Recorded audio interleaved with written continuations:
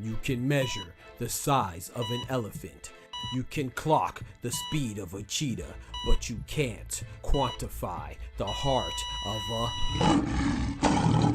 kings, queens, and in-betweens. Welcome to Dr. Boxing Talk. Stream starts now.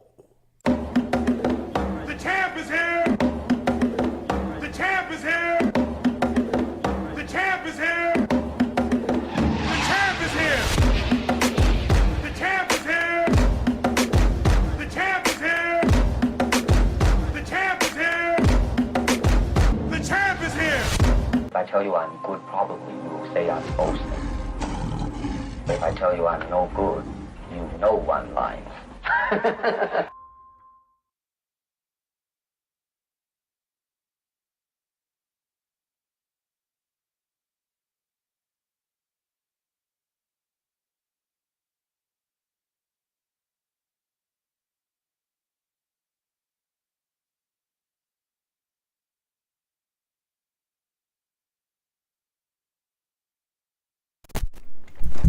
Yes, sir. Yes, sir. What's good? What's good, man? Y'all know what time it is. Y'all know what time it is. Y'all know what time it is, man.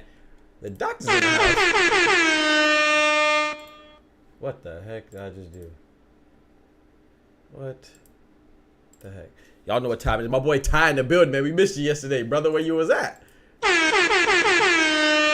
We got Arnaldo in the building. We got Kendrick in the building. Yes, sir, man. Where you was at, Ty? We got, hey, you know I got to play it for my boy Ty. My boy Ty back there, big boss. He be putting pollo en la cocina. Big jefe.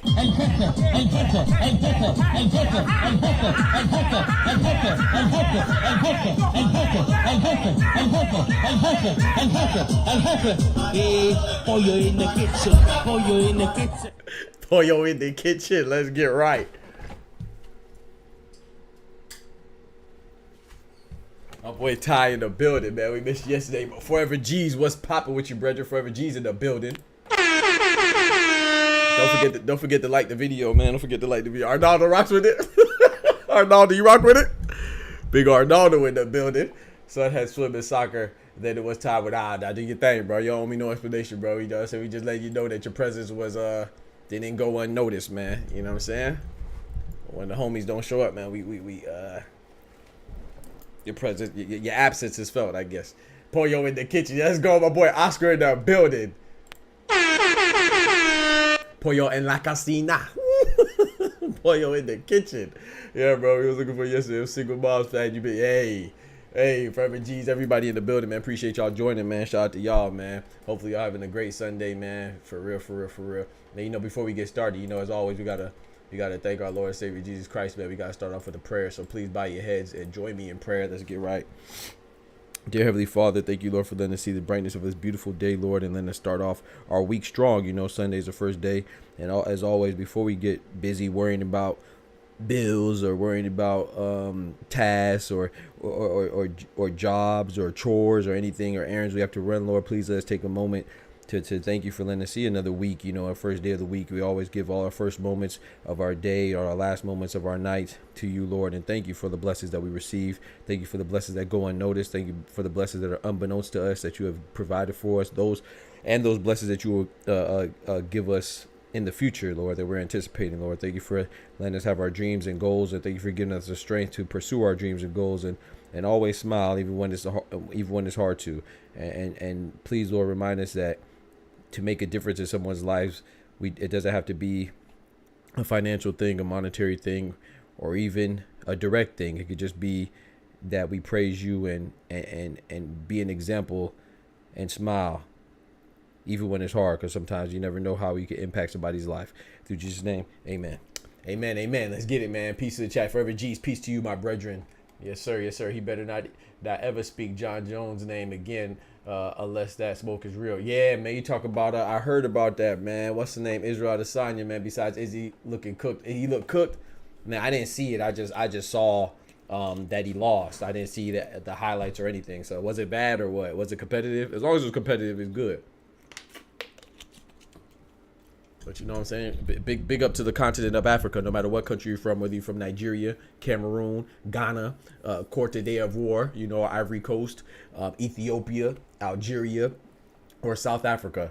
Africa won. You know what I'm talking about? Big dub for Africa. You feel me? Every continent of Africa, man. But what my boy Kendrick said, he said, is he the real African? He said the other dude wasn't no real African. Y'all crazy, man. This is why I rock with you. Thanks for the prayer, man. Thank you forever. I appreciate you, bro. Yes, sir, man. We all got to give prayer. Appreciate you. Appreciate the prayer. Yes, sir, man. We always got to, man. Without God, I'm nothing, man. Peace to you as well. Peace be with you, brethren. He said shit was embarrassing, man. Got colonized. Yo, what's wrong? That's probably why he lost, Kendrick. You know? That's probably why he lost, because y'all over there going at it the wrong way, man. God said, I got to humble you. I said he got colonized in the ring is crazy, bro. He couldn't lose. He had to be colonized? Come on, dog. That's wild. You know what I'm saying? Got to show love, man. We got to show love. But we are, out of many, we are one people, man. We are the human race. You know what I'm saying? It's like dogs, you know what I'm saying? A German Shepherd doesn't think a Dalmatian is not a dog. It's still a dog, just a different kind of dog, you know? We all human. We just come in different shapes, sizes, and colorations, man. Yeah, religions and other things that we fight about for no reason. But yeah, man, so he said, Oscar said, so I got to watch the fight this morning and Billy looked one to me. Yeah, he did, right? Exactly, Oscar. That's what we were talking about. I'm glad you that's a perfect segue into the topic today. So before we get to the Triple G stuff, let's talk about Triple G stuff. It's shorter, right? He said, I'm just mad he put that on Africa and lost to a non-foundational African. So I'm trolling, but there is a difference. No, Kendrick has a point. There is a difference. But at the same time, like I said, I didn't pay attention to what was said, so I don't want to chime in off nothing. But yeah, I feel what you're saying. Man, dude was so uncoordinated, probably danced like that Australian breakdancer. He said, man, that man can't say stuff like that to tap out. I agree with you, Ty. So, okay, before we get to what, and Billy, right? Shout out to Oscar for going back and watching the fight retroactively. That's dope, man. Real boxing head right there, man. Yes, sir, man. True boxing fan right there. Yeah. True boxing fan. We respect all boxing fans. Triple G, man, has been rumored to be fighting Crawford, man, saying that he can make a comeback, you know, and I'm going to be honest, man, outside of Triple G, I know Kendrick gonna get on me because I always say everybody's one of my favorite fighters, but Triple G was really one of my favorite fighters, and you know, I would love to see him come back. Me being selfish and nostalgic, right? But I don't want to see Triple G come back for me being selfish again, because I hate when the GOATs and the legend. Not saying he's a GOAT for real, but he's he's a legend, man. You know, I believe he has the most successful title defenses at 22 at middleweight. I think he has the highest quantity of successful title defensive defenses, consecutive title defenses at middleweight, which is 22. Formerly it was held by Bernard Hopkins, the executioner, at 160, but Triple G has surpassed that, and it just sucks. It sucks to see B-Hop go out how he went out. Big salute to Joe Smith Jr. No disrespect to him, but you would think that B-Hop would probably beat him if he was, the true B-Hop. He wasn't past his prime. Look at Deontay Wilder. No disrespect to Joseph Parker, but I have no doubt in my mind Deontay Wilder would have beat Joseph Parker. I think Zhang is a little different, but I think he would have beat Zhang too, but that's a little, I could see Zhang beating Deontay Wilder in his prime as well, but he would have had a better chance. We see Pacquiao lose to guys like Jeff Horn and have a questionable decision against a Muay Thai fighter, We've seen Roy Jones go to sleep against people he shouldn't have lost to. Mike Tyson. I go on and go on. Even James Toney. It's just when you just fight for too long, man. You're fighting for too long. You're past your prime, and it's not even about being past your prime. You're past the point where you can compete successfully and at a high level, man. So I think that with Triple G, I don't want to see him come back because even if, no matter who he fights, he's not going to look nowhere near the same, and especially if it's Terence Crawford, I just don't want to see that, but I mean, if it happens, I'll watch it, but hopefully it's just people talking. It is a rumor, so I'm hoping that it stays a rumor and nothing comes into fruition, because not only would that fight be pointless, it'll just tarnish Triple G's legacy even further. And then if Crawford loses, then they're gonna kill Crawford if he loses. They're not even gonna care about the size differential. And we're just gonna talk about how old of a guy he is. Even though Erislandy Lara is about the same age as Triple G, I think Lara's 41, Triple G's 42. So I think they're close to the same age if I'm not mistaken. He might be a little older than 42, but rightfully so. People will say, "Oh, you lost to an old man that's semi-retired or whatever." So I just don't think it does anything. It doesn't do anything for Crawford if he beats him. It doesn't do anything for Triple G if he loses. If he wins, I mean, what does it do for? I mean, I guess it helps his legacy. Like he come back like George Foreman and beat the champion. I guess like how George Foreman did Michael Moore back in the day. So I guess it helps Triple G's legacy. But I just don't. I don't want to see it, man. I'd rather see Terence Crawford continue on his trajectory or his path. And his trajectory to potentially be disputed at third weight division, maybe wait for Tim Tszyu and Bakram Murtazaliyev's winner, fight the Sebastian Fedor versus Errol Spence winner, and try to go for that, or fight Cinnamon. But once again, even with Cinnamon, I think it's a lose-lose for Cinnamon too. I can understand why. I don't get why people don't understand why Canelo wouldn't want to fight Terence Crawford, because if he beats him, they're just going to say he's too small. If he loses, then the people that call Canelo a fraud, they're going to call him an even bigger fraud. So unless the money and the bag is, if it's an exorbitant amount of money, or a very lucrative deal, then there's no point of Canelo fighting Crawford. And I think, Crawford, there's no point of him fighting Triple G, unless the bag is heavy. There's no point of Crawford fighting Teofimo either. All these are similar matchups where it just doesn't make any sense, but yeah, JC in the building. Yeah, the rumor is the rumor or what? El Jefe. You got JC in the building.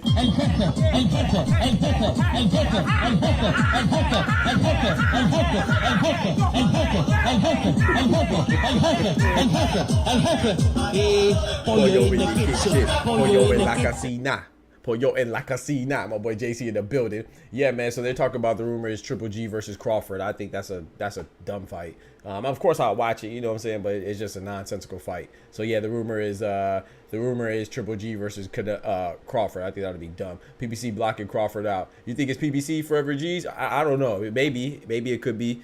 I know you're saying that in reference to the Spencer Fedora, and then also with Tim Tszyu being with PBC fighting Bakram. I don't know, man. I know Tim Tszyu needs fights. I think Tim Tszyu deserves that fight. So I don't want to say it's them necessarily blocking him out, but I don't know. You could be right. You could be right, bro. Do we count interim defenses? I do. If we do, then yes, Triple G has a record per se, but technically Bernard still holds a record. Okay. I do, but no, I would gladly make that distinction, Ty, because that's a good point. Like I said, I'm gonna be honest, man. I never. And this may be why I feel this way about interim titles and vacant titles and lineal titles. Like I respect all the titles, no matter how you got, whether it's elevated or interim or email. I respect them all, because at the end of the day, you have to be in a position to be elevated or be able to get that interim title. But I think when it comes to records, we do need to make that distinction. So I agree with you with that distinction. But I will say, up until I started I'll say up until recently, like within a year or two, I didn't really pay attention to the difference of super champs and regular champs and interim champs and all that stuff. So I will say that.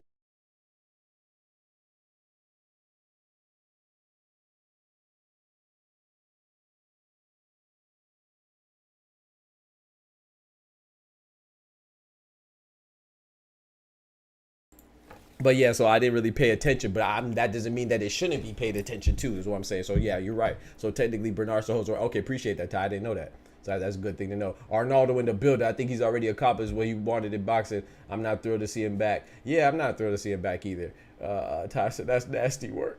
BBC is that this generation of boxers try to fulfill their dreams of being champions. Right, I agree. Who are the sources? Like I said, it's a rumor, but Boxing News and I can't remember the other one. I saw multiple things. I saw multiple articles. I saw 3 different articles. I saw a couple Twitter posts. I saw an article for Boxing News. I believe an article for Boxing Scene and something else. Like I said, it's a rumor though. So that's why I didn't make a video on it. You know, I don't like to make video on rumors. I can see that they don't like bro. Yeah, that could be. Y'all could be right about them blocking them, Kendrick and Forever G's. Could be. But I don't know. I don't want to go out to that extreme and say that, you know. We'll see how they move after Spence fights Fundora and after Tim Tszyu fights Bakram. Then I'll make a more informed assessment. But yeah, that could possibly be it. But yeah, what y'all think about that? I think everybody in the chat is in agreement that they don't want to see that fight. Yeah, I think that fight is unnecessary. But I would watch it, you know, because especially Triple G and they try to fight at 168. But I just, you know, it doesn't do. Maybe it'll make a lot of money, but it doesn't do. Even if they both fight, they're both at 168, Cinnamon and Triple G, Gennadovich, Golovkin. It doesn't do the same. It won't hit the same as Canelo versus Crawford, like I said. But you already know I'm in the position where neither one of them have to happen. I'd much rather see Bud go for undisputed at 154, but at the same time you want to get that money. I understand. I only asked that so she like for those in the chat, promotions will get credit for their fighter for their accolades, but historians and Hall of Fame committee will not. Now I feel that. That's a good distinction if you know it though, Ty. You know what I'm saying? That's one thing I will respect about you, but you always know the T, pun intended. My T right here. We got Mike in the building. What's good, Mike? That fight a hot mess. Talk to him, Ilsh. That's a hot mess. You're right. My boy Ilsh in the building. Hold on, bro. We got to give my boy Mike the introduction. My boy Mike and Big Boss in here, man. Big Boss Mike in the building.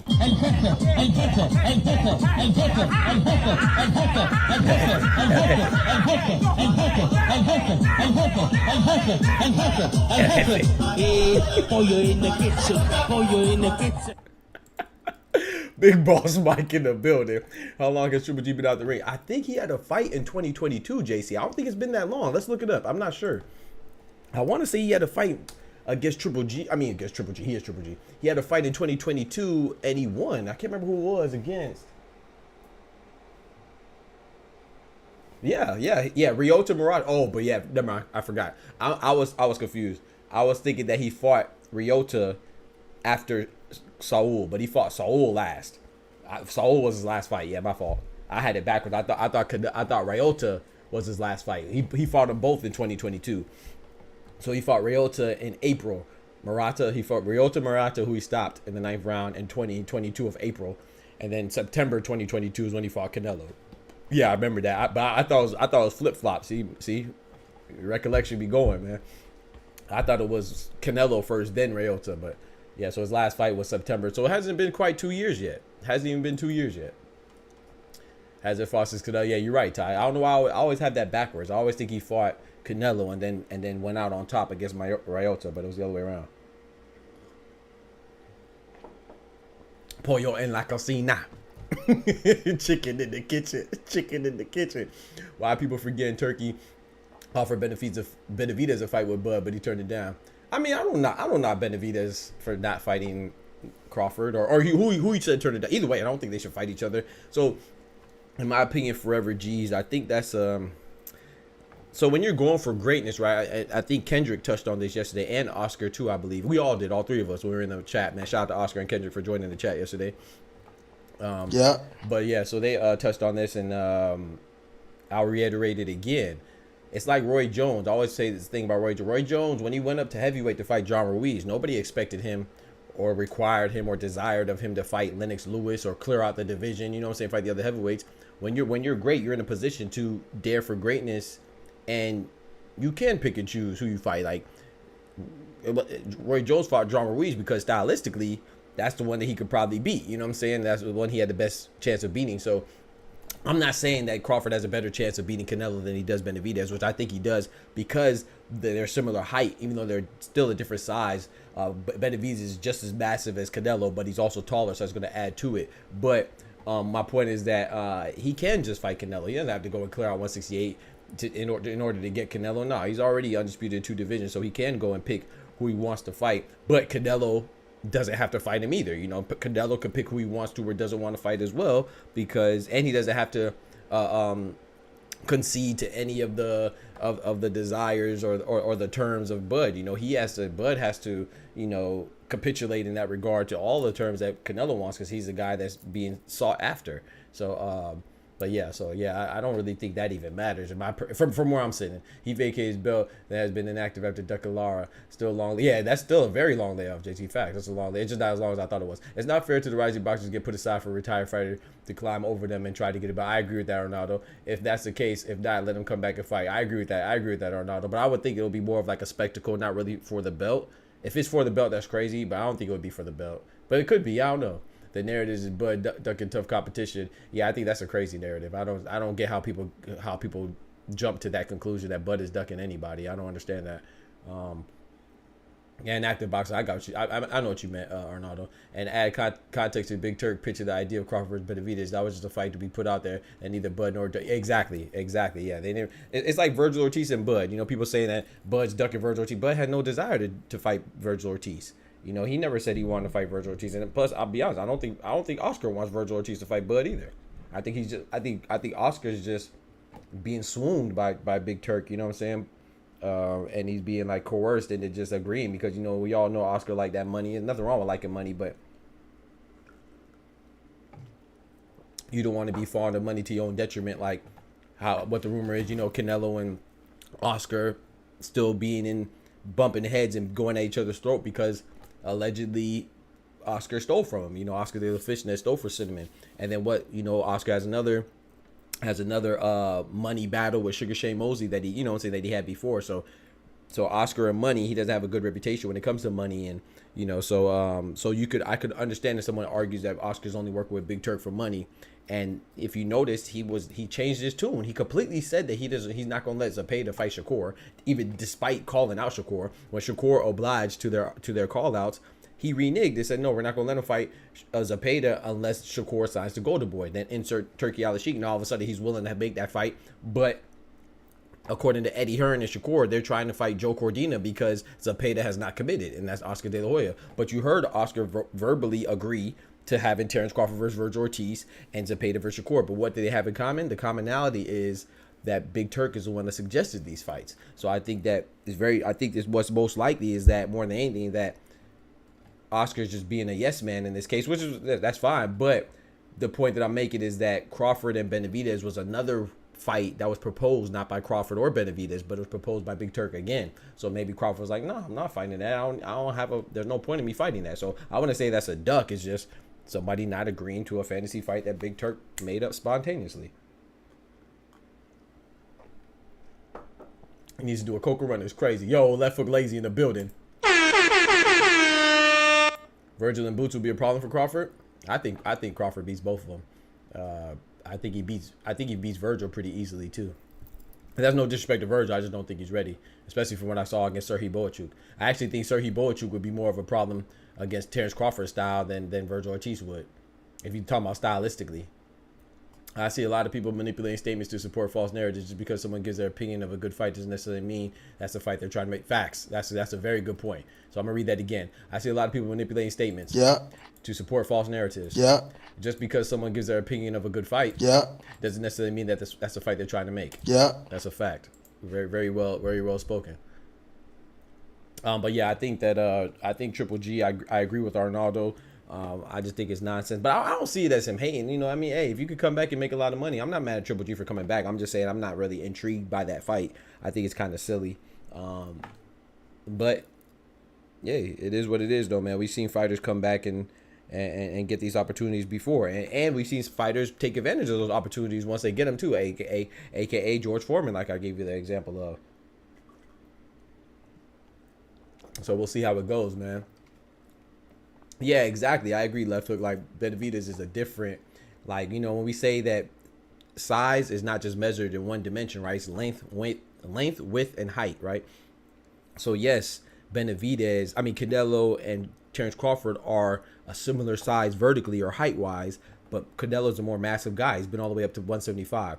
Benavidez, though, he's more massive than Crawford, and he's taller, so he's even more bigger than Crawford than Canelo is. So at least Crawford and Canelo have a similar dimension as far as their height goes, but you know, Benavidez, yeah, that doesn't make sense. I see Boots dethroning Crawford. It's only my opinion. I'm not mad at that. I'm not mad at that opinion. Hey, I'm not mad at that opinion, but how could he? The thing about dethroning him, Arnaldo, in my opinion, is that you can't dethrone somebody not in your division.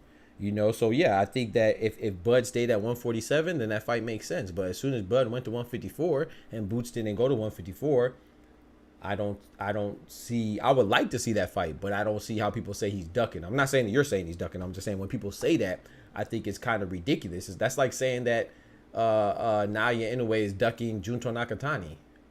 I don't care how many times Junto Nakatani calls out Naoya Inoue. I don't care how much I believe Junto Nakatani will beat Naoya Inoue, because I do think Junto Nakatani will beat Naoya Inoue. But I can't say he's ducking. They're not even in the same division. Naoya Inoue moved up and he's undisputed at a division higher. So until Junto Nakatani goes up to 122 or Naoya Inoue decides to go back down, that's just a fight that I want to see. But I can't say that Naoya Inoue is ducking him. Who's not calling out Naoya Inoue? So Terence Crawford at 147 and 154, who doesn't want to fight him? Everybody wants to fight him at 147 and 154, especially 147, you know, because they want to, you know, look at Teofimo. It's like, you know, so, and Teofimo's at 140 and wants him. So I think that I want to see that fight, but Boots should have fought Bakram. He should have challenged Bakram for the IBF title, since he also has the IBF title, and Bakram Murtazaliev has the IBF title at 154, but he didn't do it, and now Tim Tszю's fighting Bakram, so we'll see how it goes. But yeah, I would like to see Bud versus Boots, but I can't say Bud is ducking him or anybody else. No, Arnaldo's not going to 154, and even if he went to 154, he still doesn't have a belt, so it's, you don't have a right to fight somebody because you want them and you move to their division automatically. If that's the case, then is David Benavidez ducking David Morrell? Some people will say that. I don't think so. You know, just because David Benavidez went to 175 and David Morrell followed him to 175, that means that David Benavidez is ducking him? No, you got to give somebody a reason to fight you.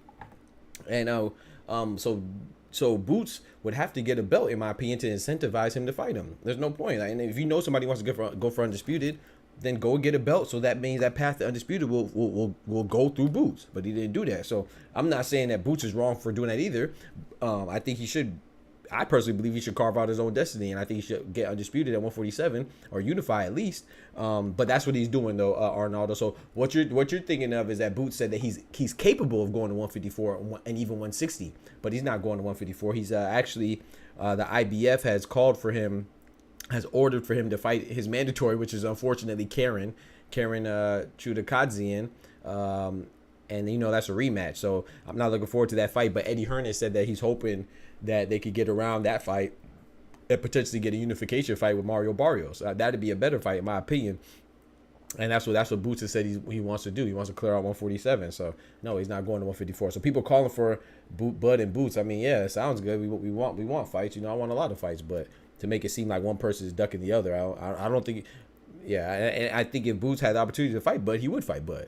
But at the same time, if Bud wouldn't take that fight unless he had to, and I don't blame him. They're in different positions.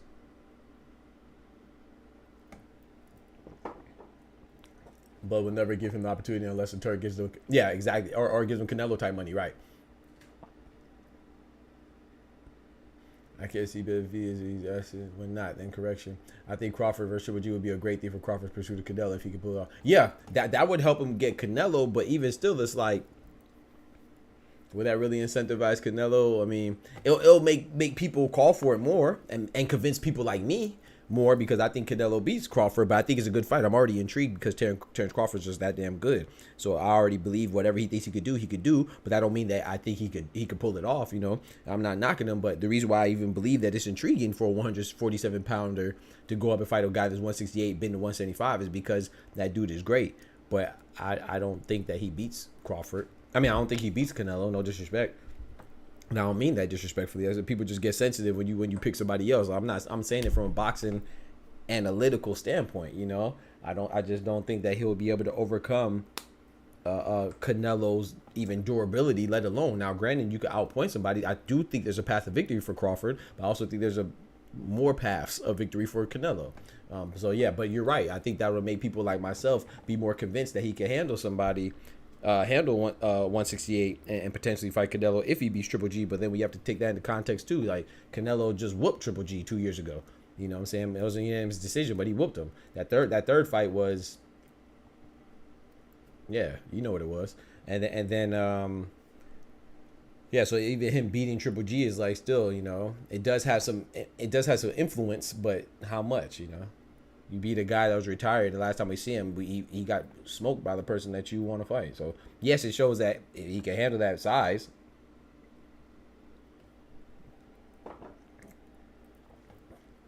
Yo, Edwin, what's good, brethren?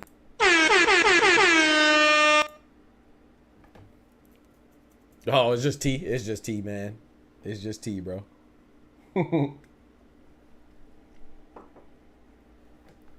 But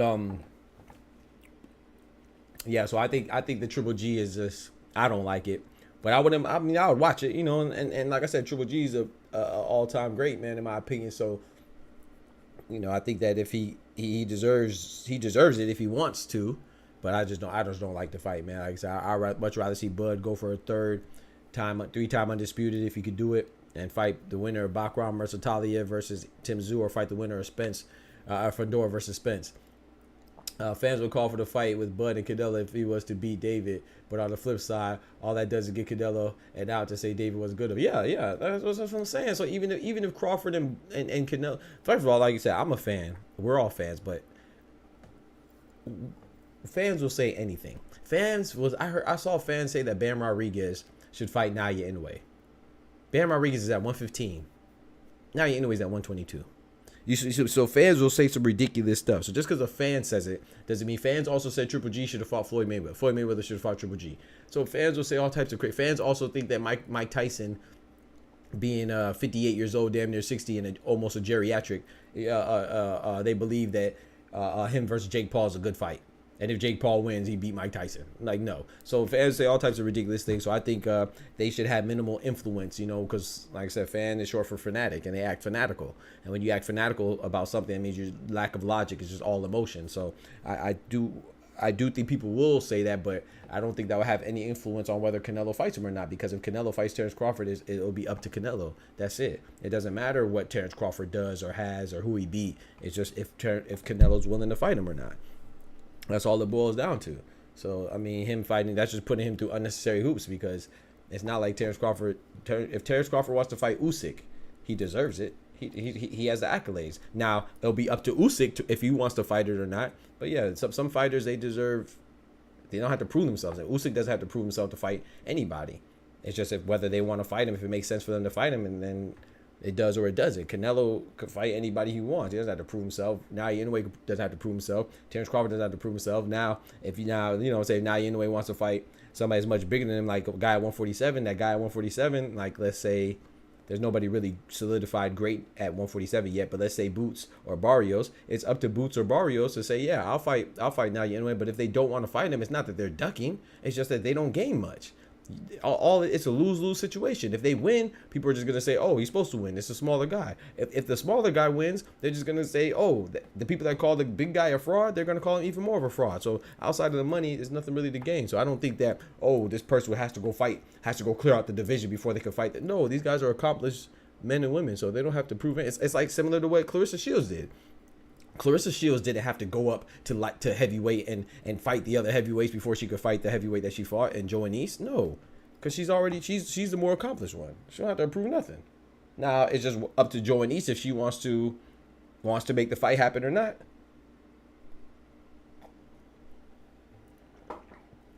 Canelo versus Triple G4 would be nasty. Yeah, no, I don't want to see that. And then Pac-Man Marquez. Oh, but yeah. Will it be Triple G versus Kell Brook all over again? That'd be crazy. We'll have to eat Triple G versus... Yeah, I don't want to see Triple G4. No. No, I don't want to see... No, hell no. No, sir. Read Bobby. I do not want to see that again. There's no point. No point, man. If Bud... Chaos in the building... If Bud would give Triple G a chance, then he should have gave Boots a chance before moving up. Fighting a very inactive old Triple G who's looked his age would be ridiculous. Doesn't move the... I agree. Well, yeah, I agree. The only way it moves the needle is like what Ty said is that, and I think Left Hook Lazy said it, is that it'll potentially make the Canelo and Bud fight more interesting and make people want it more. But like I said, I don't really care what the fans say because, and I'm a fan too. I think we should have limited influence on it because, like I said, Bud doesn't have to prove himself to get that fight. It's just up to Canelo because Canelo's the big dog. It's always up to the big dog. You know what I'm saying? If he wants to make that fight happen or not. I mean, it's like even if you want to make it more close, if you want to relate it to even people that are closer in weight, right? Even Terence Crawford versus Errol Spence. That rematch, I like Errol Spence. I like Terence Crawford. I like them both. But that rematch is up to Terence Crawford. He's the big dog in that situation. It is what it is because we saw what happened last time. So yeah, it's up to the big dog and who's ever in that big dog position. It's not about ducking or nothing like that. It's just about it's the big dog's decision.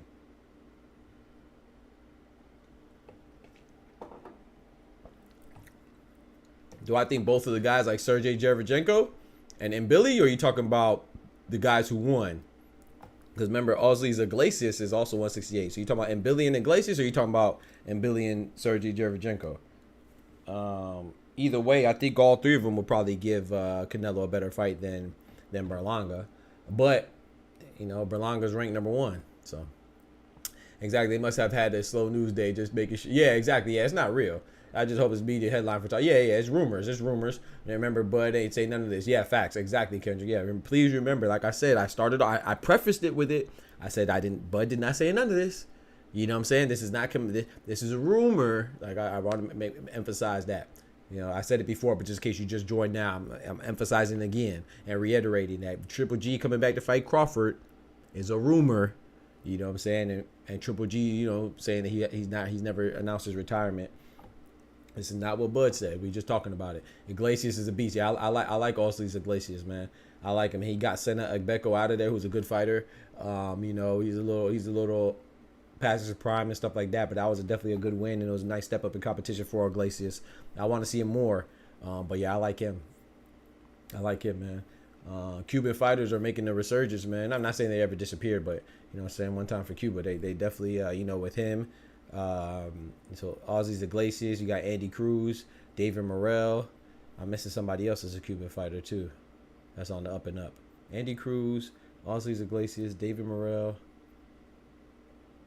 That was somebody else. Heavyweight. Who was a heavyweight? Frank Sanchez, even though he just lost. And Billy looked like a heavyweight dude, so yeah, he swole. Okay, so let's get to the heavyweight. My boy B-Dog in the building. I think I underestimated Derevyanchenko's toughness. I thought he was too worn out to go to distance. Bro, B-Dog. That's what. So shout out to my boy Oscar. We were talking about Mbilli, and he came in. Let's talk about that. Switch gears a little bit. Mbilli, man, I like Mbilli. I thought Mbilli was gonna be too. First of all, I respect Sergiy Derevyanchenko already. You know what I'm saying? I said that. I said, man, it's gonna be a tough fight because it's definitely his best opponent. You know, he definitely made a big step up against SD, and we're gonna see how it goes. But I said this could go the distance too. I thought maybe it could go the distance because Sergiy Derevyanchenko was a beast, man. Like I said, he had close fights with Munguia. Some people said he won. Me personally, I thought the Munguia knockdown in the 12th round sealed it for Munguia. He had a close fight with Triple G. We talk about Triple G. He had a close fight with him. Teddy Atlas said that he believes Sergiy Derevyanchenko beat Triple G. He had a close fight with Jamal Charlo. He's never been stopped. He had a close fight with Danny Jacobs. He had a close. That's 4, right? He had a lot of close fights. Now Christian Mbilli, and I know I'm missing somebody else. But the point is that Sergiy Derevyanchenko has been in with tough opponents, man. He fights everybody, and he always does good. And a lot of times he comes out on the short end of the stick, man. He comes out with the short end of the stick. It's just crazy to think that Sergiy Derevyanchenko, a championship caliber fighter, in my opinion, he's 15-6, man. Let me say that again. He's 15-6. Damn. I'm sorry. So when people say that men lie, women lie, numbers don't lie, no, numbers may not tell the whole truth. You know, they may not lie, but they could be manipulated, right? Especially whatever narrative you're trying to push. But numbers don't tell everything, because there's no way that you can look at Sergiy Derevyanchenko. If you look at Sergiy Derevyanchenko, just look at the numbers, you'll be like, dang, this dude's not that good. You know, mediocre at best, 15-6. But if you watch Derevyanchenko's fights, almost every single fight, you could question, you could say that he may have won, or it was circumstantial that he lost, you know. And last night was no different, man. He tore his bicep, or injured his bicep. I don't know if it was torn away. And I just made a video about it. You could see literally his bicep like it was trying to jump man out his arm, like Drake in Future. And he still was fighting with one hand, man. You saw how many times he was throwing right combinations with just his right hand. And while I do think I'm impressed by it, even with all that being said, I knew Derevyanchenko was a highly capable fighter. I was still impressed by his resolve. And this is no disrespect on Mbilli, but I did think Mbilli was gonna look a little bit more impressive. You know, he's a younger fighter, stronger fighter. He throws punches and bunches. He throws a high volume of shots at a high frequency, and he throws he throws every shot with bad intentions. You know, but I just think that it showed me how limited Christian Mbilli is, even though I still think he's good. But I remember before, I was like, man, I think him and Munguia would be a great fight, because they both block with their face. They don't really have that much defense. They're not really defensive oriented. But I think that even still, I think that I was like, man, Munguia and Billy would be a close fight. But I lean towards Munguia. I would lean towards Munguia even more so now. But, you know, in Billy's defense, he hurt his shoulder too. He hurt his shoulder like in the 3rd or 4th round. But even with that still, you know, while I will give him some grace, I still think, now I know they're both injured, you know, so I still think that he should have still won more convincingly. But Sergiy Derevyanchenko is not to be taken lightly. You know, he's an older man. I think he's 38, 39. That's not old, but it's old in boxing terms. It's not young in boxing terms, at least. And yeah, I just think Sergiy Derevyanchenko, man, proved that he's a force to be reckoned with still, even at 38, and he's always been, you know. So I salute Christian Mbilli, because this is a good experience for him. I think he's going to get better from it, and he definitely won. This is going to be great for him to grow as a fighter. But it does let me. I have more questions for Mbilli than I thought I had initially. You know, and which is good to find out. You know, like I said, Sergiy Derevyanchenko, I named all those fighters that he's been in with, and he came up short. And once again, he came up short against Christian Mbilli. So at least he has that in common with the other great fighters at 168, is that they beat Sergiy Derevyanchenko. So I would look forward to Sergiy Derevyanchenko coming back. I think Edwin asked me if I think that they'll be better against Canelo. I think honestly, Iglesias and Sergiy Derevyanchenko and Christian Mbilli will still do better against Canelo than Berlanga. But I think Berlanga versus Mbilli just got interesting, even more interesting, because Mbilli said that he would fight Berlanga whether he wins or loses against Canelo. And of course, Mbilli wants Canelo as well. But I think Canelo smashes Mbilli. I thought he had a pretty decent chance before, but now I think Canelo, I think Cinnamon picks him apart.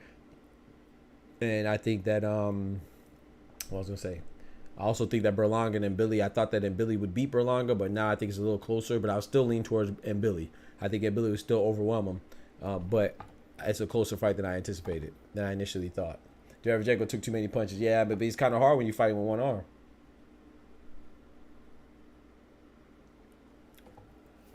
He said Mbilli looked good first few early rounds. Yeah, like the first 2-3 rounds. But then Mbilli, what did we say? I don't know if you were in the stream yesterday, Chaos, but we were talking about it. Shout out to Kendrick and Oscar. I was like, man, you know, the same thing we said. Mbilli was looking good the first 3 rounds. I gave every round to Mbilli. But that 4th round, boy, Sergiy Derevyanchenko came on. You know what I'm saying? That 4th round, he turned into somebody else and looked at Mbilli and said, Nigga, you's a bitch! Okay. So he he looked at Mbilli and said, bro, I don't feel none of those punches. So yeah, after the 4th round, he came on, but it was just, you know, like I said, they both sustained injuries, and like I said, Mbilli said he hurt his shoulder, he couldn't lift it up after the 3rd. He said into the 3rd and 4th round. Actually, I made a video about it, and so yeah, so they both have little excuses and stuff. Not excuses like negative connotation of the word, but they both have reasons, let me say, to where they kind of changed up their styles. But you know, Mbilli came out on top, and this is a good learning experience. I think he will get better. But Sergiy Derevyanchenko, man, I think Dub said it in the comments. He was like, on the last video, he was like, man, Sergiy Derevyanchenko would be a great coach, and he's gonna give off that knowledge to the next generation. And I agree with that. I just hope that we appreciate fighters like Sergiy Derevyanchenko, because you know, we look at his record like 15-6.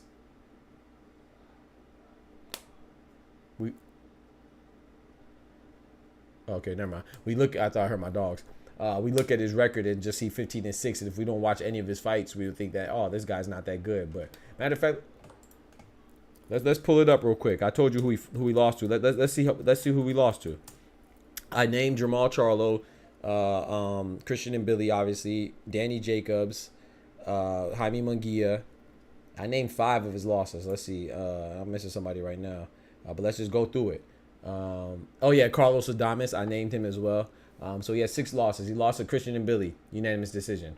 He lost to Jaime Munguia, unanimous decision, where he got dropped in the 12th round. He lost a majority decision to Carlos Adames. He lost a unanimous decision to Jermall Charlo. He lost a unanimous decision to Triple G. He lost a split decision to Danny Jacobs. Like, come on, bro. That's there's no shame in that, bro. There's no shame in his. Nobody that he lost to is a slouch. Everybody he lost to is a champion or former champion. Danny Jacobs, champion. Gennady Golovkin, champion. Hall of Famer. Jermall Charlo, champion. Future Hall of Famer. Carlos Adames, champion. Jaime Munguia, well, he's not a champion, but he's been there with the undisputed champion. It should have been Christian Mbilli, probably a future champion. You know, and Munguia and Mbilli probably future champion. So that's not a bad 6 losses. You feel me?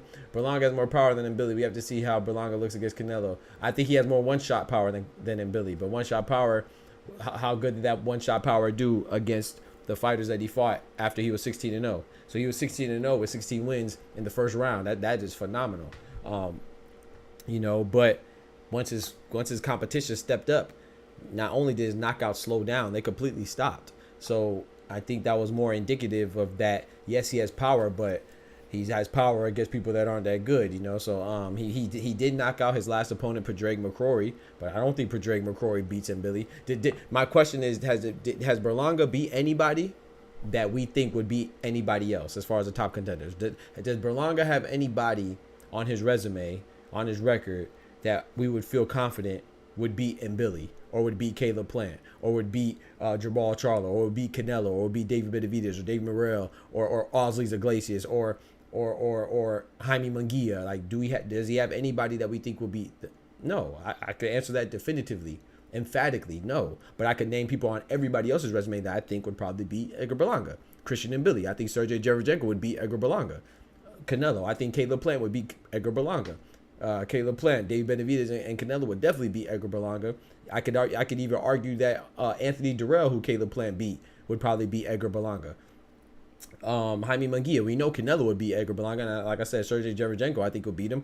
Gabriel Rosado and Edgar Berlanga would probably be a good match, you know, and Gabriel Rosado's old, you know. Jaime Munguia beat him. Takeshi Inoue, I think, would probably beat, well, he was smaller, that was like 154, so I can't say Takeshi Inoue. But yeah, so I just think that yeah, no, I don't think Edgar Berlanga. I like Edgar. Well, I don't really like him. I don't dislike him. But I don't think Edgar Berlanga. I think he is a top guy, but at 168, I think he's on the lower side of the spectrum when it comes to the top guys. Berlanga is ass. Hey yo, why he gotta be butt though, bro? He dropped a bomb on Berlanga.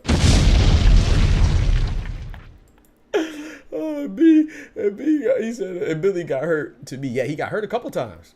Derevyanchenko got hurt a couple times too, but he had the upper hand and didn't do basic things like feint. Yeah, he didn't. No fainting, and walked the ring. Yes, he didn't cut the ring off. He cut off the ring a couple times, but then he was having trouble. But that's a veteran skills of Sergiy Derevyanchenko, man. Wily vet. My boy got hit with a 3-piece with the same hand. Bink, bink, bink. That was so embarrassing, bro. So embarrassing and disrespectful, bro. It was so disrespectful. Here you go. Oh, shit. Yeah, I'm tired of that. It was so disrespectful.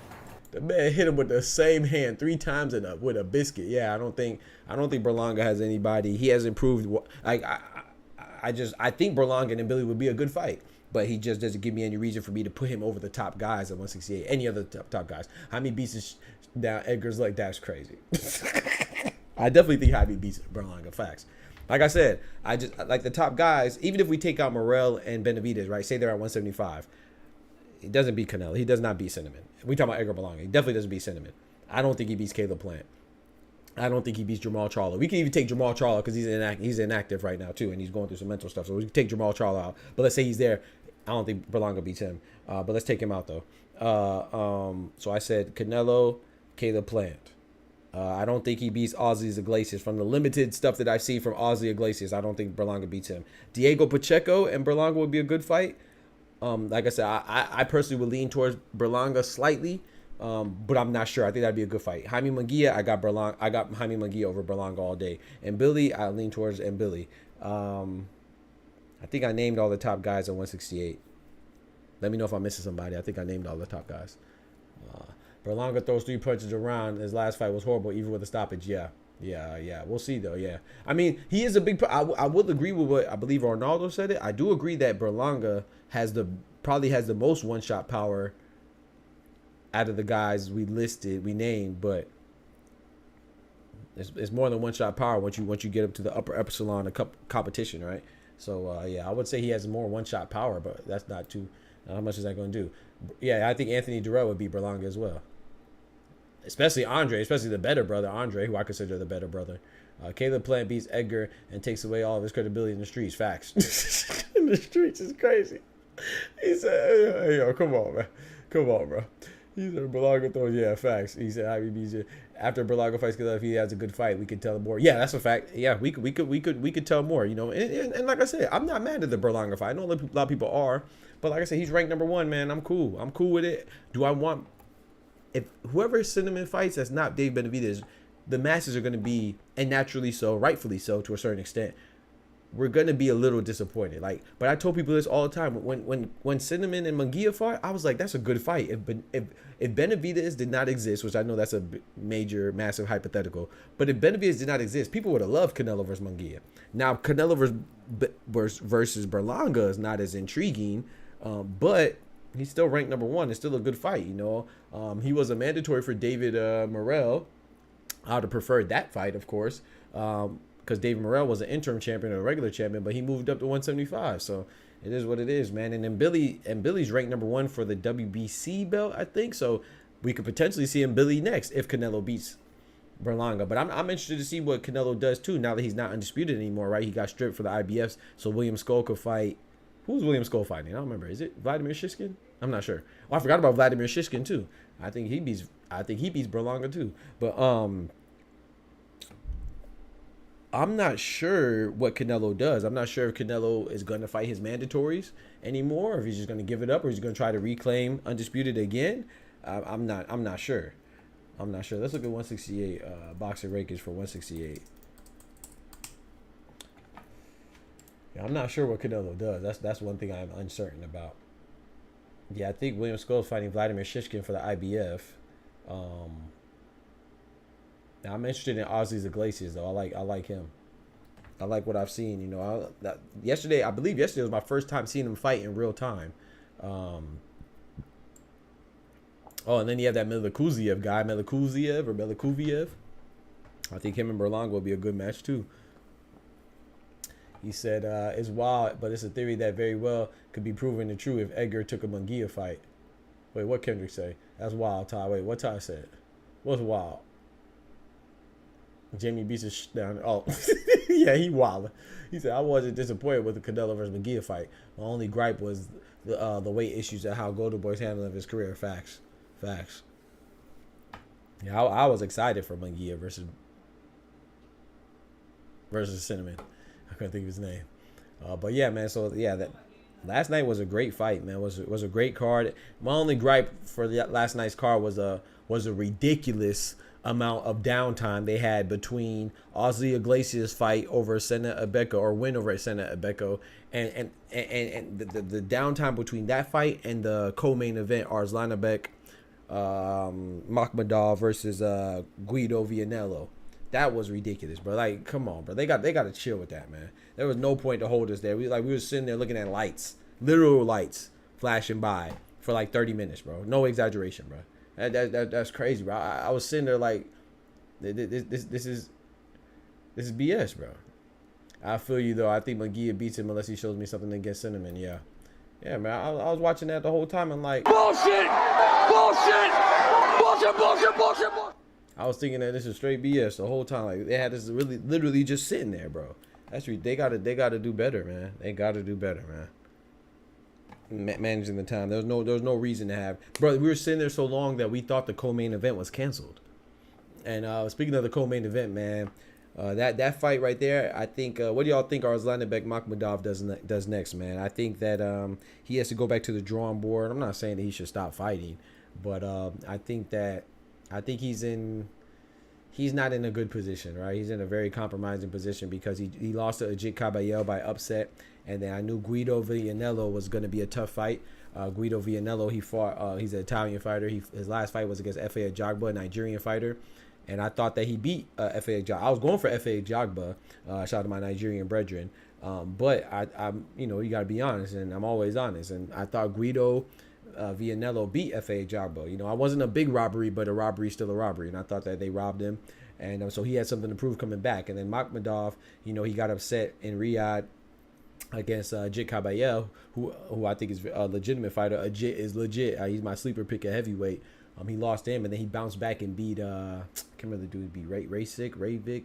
I can't remember his name, but he beat somebody, and now he's coming back to try to get on that path to greatness and challenge and to be a champion again as a contender. And yeah, he just didn't look good, man. Guido just picked him apart. We knew he was going to be slick. We knew he had pretty fast hands for a heavyweight, but I didn't expect that to happen. Like, I thought Arslanbek was going to be able to handle it and hit him with a good shot. He wasn't able to hit him at all, and then he injured his eye.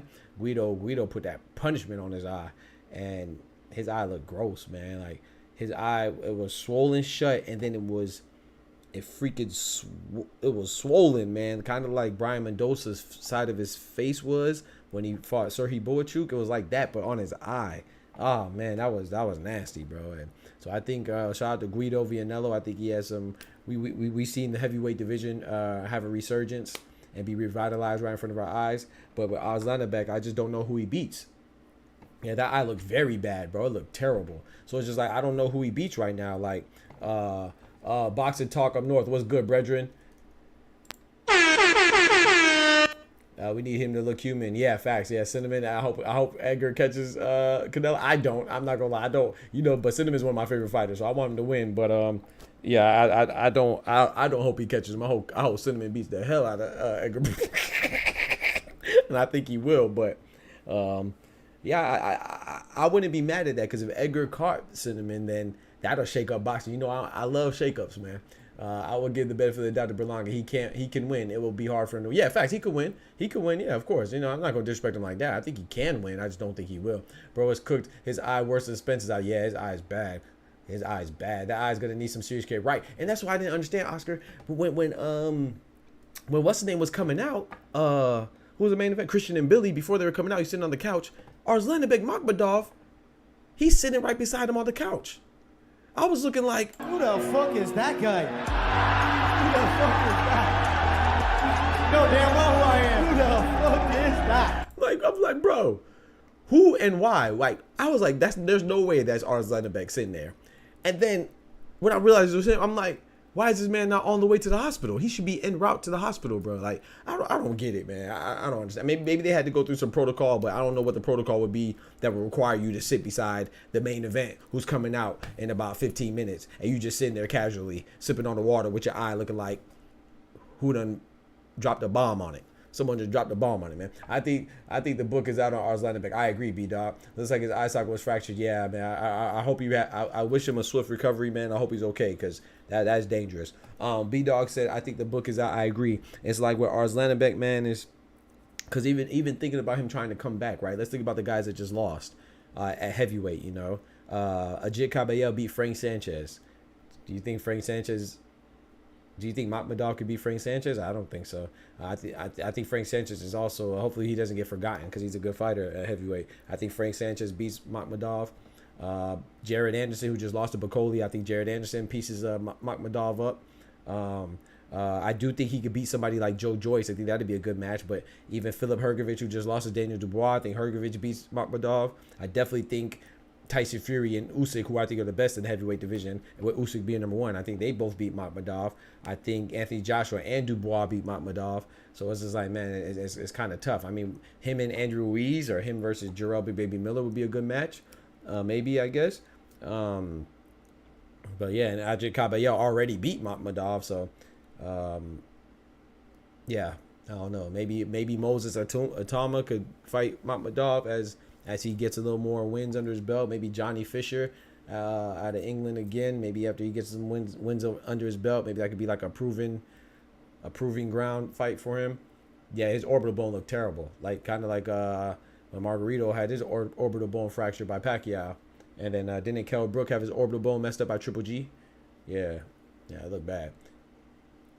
Yeah, I look bad, man. But yeah, I don't think that I don't know where Makhmudov goes from here. And I like Makhmudov too. Like I said, he just looks the part. He just looks the part of a heavyweight champion. That's what you want, at least. That's what I want, man. I like when the fighters look the part. You know, that's why I like champs like heavyweight champions like Anthony. I don't really care for Anthony Joshua, but I'm talking about as far as the physique goes and how they look. They look the part, like Lennox Lewis or Anthony Joshua or Vladimir Klitschko or Deontay Wilder, or you gotta look like you keep yourself up. And I'm not saying that you can't be a little soggy like Tyson Fury, but Tyson Fury, even though he's a little soggy in the body, he's still athletic, and he seems like it's functional weight.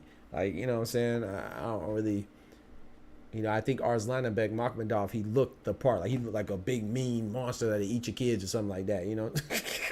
Like he would wrestle with Siberian tigers and stuff, you know, and Kodiak bears. But he just doesn't have it. He just doesn't have it, man. And he definitely, I don't think he beats Martin McCauley. I definitely don't think he beats Zele Big Bang Zhang. So I just think the path of him to get back is going to be very difficult. But we'll see, man. Hopefully he proves us wrong. Hopefully he proves me wrong, and he gets back right. But I think it's going to be very difficult. Like I agree with B-Dog 1,000%.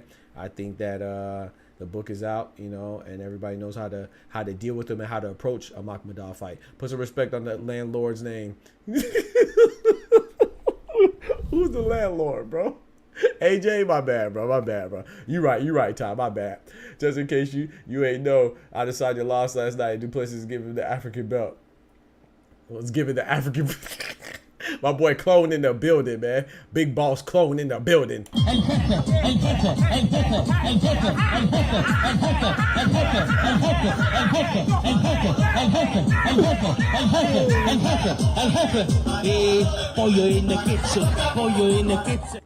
That's crazy, bro. Boy, Chloe, yeah, Chloe. He was giving the South African belt, yeah. Man, shout out to, I didn't see the fight, but yeah, I did hear about it. I appreciate you, Chloe. I didn't see the highlights or anything, so I don't know how did Adesanya lose? Can anybody tell me? I don't know. Like, was it some? Did he get knocked out? Submission? Stoppage? What happened? I hope he comes back. If not, he'd be a good gatekeeper. Facts. My boy B-Dog says he had the hand excuse. Oh, I didn't know. How did I miss that? Either I missed that or I forgot. B-Dog. I didn't know he had a hand excuse against Caballero. That's interesting. I don't think if I knew that, I forgot or something. I did not recall that. That makes sense. But yeah, there's no excuse for this fight. .com in the building. Rear naked choke. That's crazy. I blame that on Dub. Dub predicted that because he was talking about rear naked choke. Remember that earlier, Kendrick? Earlier in the stream, what's the name? Was talking about rear naked choke, RNC, and I was like, Republican National Convention. What are we talking about? They was there to help Duplessis. Oh man, he said RNC. They was there. Can I get a Caribbean one for my Trinidadian roots? Oh, sleep tapped out. Dang, choked out. Dang. Hey man, it is what it is, man. Sometimes it bees like that. Sometimes. Well, but was it a good competitive fight up until that point, or what? Or was it some quick short stuff? Like with some short shit. Got choked out by his. Bro, yo, he said he got choked out by his. Bro, chill out, bro. Come on, man. All right, I'm putting cases on all you bitches. Y'all get off my boy Izzy, man. Y'all gonna make me start watching UFC for real, or MMA, period. That's crazy, bro. It is what it is, though, man.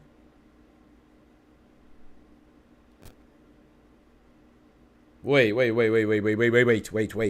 I'm reading a text right now, not a text. Excuse me, not a text, sorry. Tweet. Mike Tyson refusing to get drawn into Jake Paul's trash talk at their press conference today. There was a press conference today for Jake Paul and Mike Tyson. Jake Paul said, old ass mother effer, I'm gonna discipline you like my son. Jake Paul. Break. Your tummy hurt? Your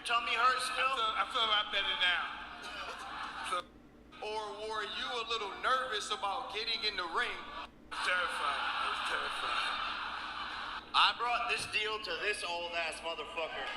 So wait, Ryan Clark was hosting it? He was playing the moderator? And I brought my son, brought you the deal.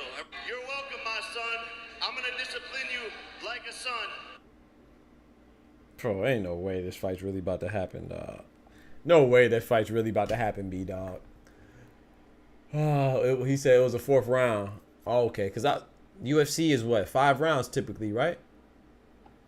What's competitive? I think Duplies, is it Duplies or Duplies? Is it Plies like Plies the rapper from Florida? Won the 1st and 2nd round in my opinion. So do I look into the Olympic boxing? This is not the list for 2028 and they need to find a suitable governing body by early facts. Facts. So I gotta look into that. I remember, I think you asked me about that. I need to look into that. I forgot to look into it, bro. Please remind me. Thank you for reminding me right now. Nizy was beating his ass, not gonna lie. He won the 1st and 3rd. Oh, okay. So, I mean, that happens then, you know. Sometimes you get submitted. Yeah, that's okay then. If he lost by submission, but he was winning. He better chill before Kofi Mike show up. Mike that was saying Diddy one-liners. I was saying Diddy one-liners is crazy. Yo, man, that's funny, bro. Remember I told y'all they were going to copyright me for the El Jefe? They did. They didn't copyright me for the other one, but they copyrighted me for yesterday's stream. Well, they copyrighted me for the stream, for the other stream too, that had El Jefe in there. But they didn't copyright me for the El Jefe part. They copyrighted me for something else. I had to appeal it. Then I won it. But then they copyrighted me for the stream yesterday, which we knew because I played the long version. Yeah, word is Olympic boxing is scrapped. Wow. Yeah, Plies like the rapper. He's African, so he goes by Plies. What? He said he's African, so he goes by Plies. Please don't forget to like the video, man. If you enjoy the channel, man, help us grow. The support keeps us going and growing, man. I appreciate it, man. Consider becoming a member for only $3 a month, or if you want to hit the Cash App, you can do that as well, man. It's Dr. PGNGM right there. The sign is twirling right there, you know what I'm saying? Or if you want to drop a super chat, it's much appreciated. So help keep the lights on. So shout out to y'all that supporting, man. Big members, appreciate you. Appreciate you. But yeah, man. So and also at the very least, don't forget to like the video. I appreciate that. But yeah, man, I might have to start watching it, man. I'm not, like I said, I'm not really into MMA, but a lot of y'all be heavy into MMA. Like I like, yeah, twirling was crazy. I ain't gonna lie, twirling was crazy. What do you mean by that? Yeah. I ain't gonna lie. Yeah, twirling was wild. No Diddy. Yeah, that was wild. I wonder why, Kendrick. Yeah, I'm interested to see what they talk about as a reason why. You know, because we know the controversy.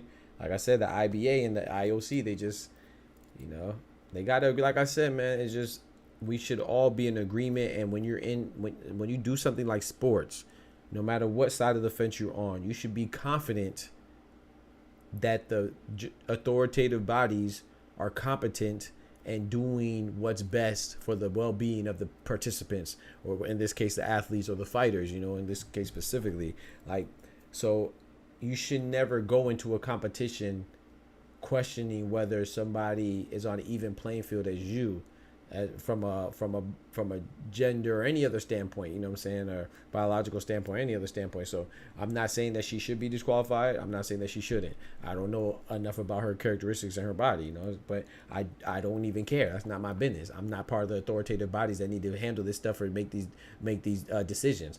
But we need to be confident that the people that are making these decisions are actually making these decisions from an educated standpoint, from a fair standpoint, and from a standpoint that puts the safety, that prioritizes the safety of the fighters. That's not much to ask. So I think that everybody in their right mind should agree to those standards. You know what I'm saying? Now, if you want to decide on whether this person or that person should compete, that's not my business, because I'm not the one that can allow or disallow them to compete. But the people that are in place, you know, it shouldn't be a question. It should be clear cut and dry. I don't know, maybe they dispute between the two committees.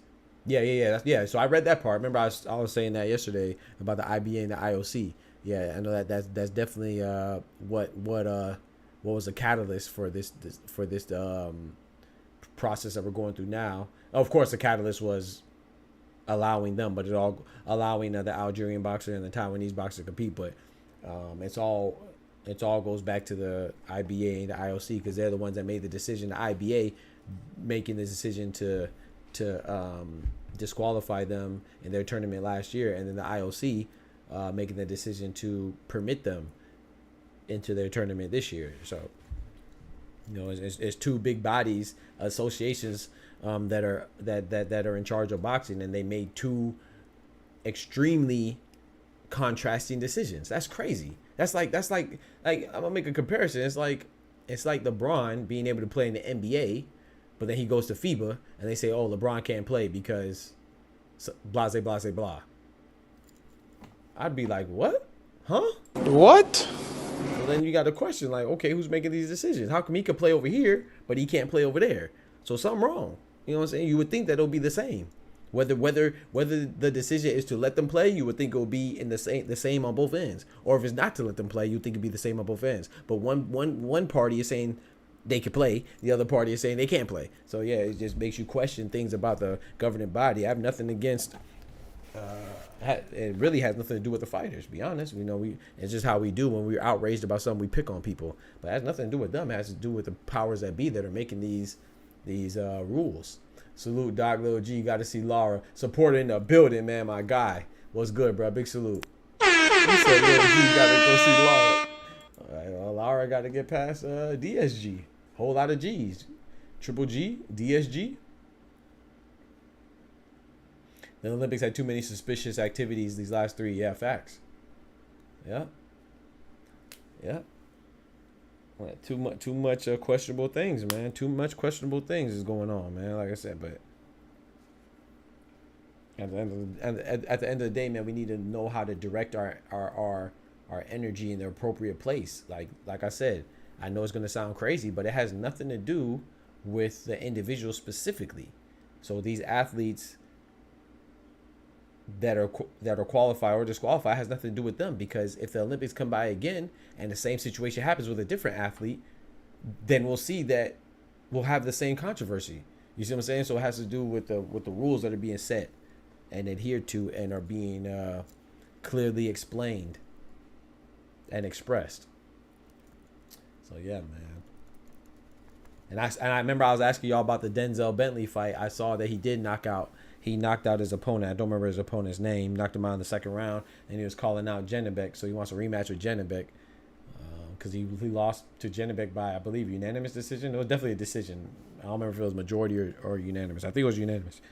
So he wants that rematch. I saw that on the replay joint. Well, I read about it. I didn't see it. I read about it. I was in England earlier yesterday, which I watched some of the undercards, but I didn't catch the main because by the time the main came around, the Christian Mbilli and Sergiy Derevyanchenko fight card started. Not the main event, but the card in general. They threatened even the U.S. with taking away the LA location for the 2020 Olympics if they press the issue over China's athletes' eligibility. Yeah, yep. Because, I mean, like I said, once again, different rules, you know. Some people might let these substances get through. Some people may not. You feel me?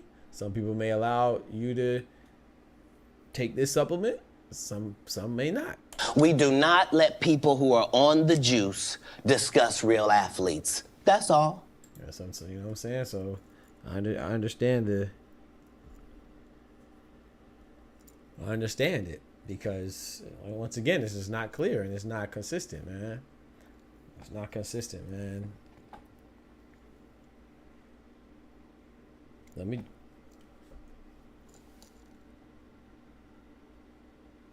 It's not consistent, and that's the part that's unfortunate, you know.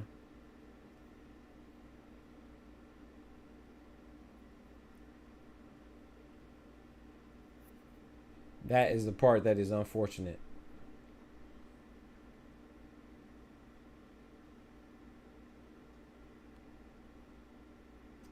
Off the chain. So we watch a Jake Paul versus Mike Tyson.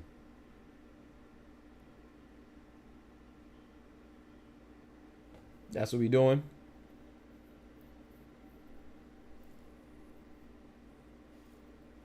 We watching Jake Paul versus Mike Tyson, y'all. That's what we doing. November 15th. Are there any other fights besides that one? Let's see.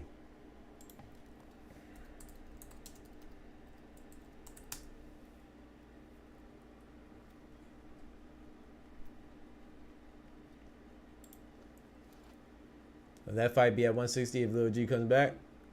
I don't know. It's a rumor. It's a rumor, supporter. I didn't really see the details. I would assume it'd be at 168, but I'm not sure. I'm not sure, man. I'm not, like I said. I know you came in late, but the Triple G versus Terence Crawford is a rumor. Nothing more than a rumor. Nothing's been solidified, so that's just a rumor. I think it's a bad rumor because I'm hoping it's a bad rumor. I hope it's not real, but we'll see. We shall see, man. My boy Mike said, "Hell no." I'm with you on that, because that whole fight as a proposition, as an event, as a competition, is just BS. Bullshit! Bullshit! Bullshit! Bullshit! Bullshit! Bullshit!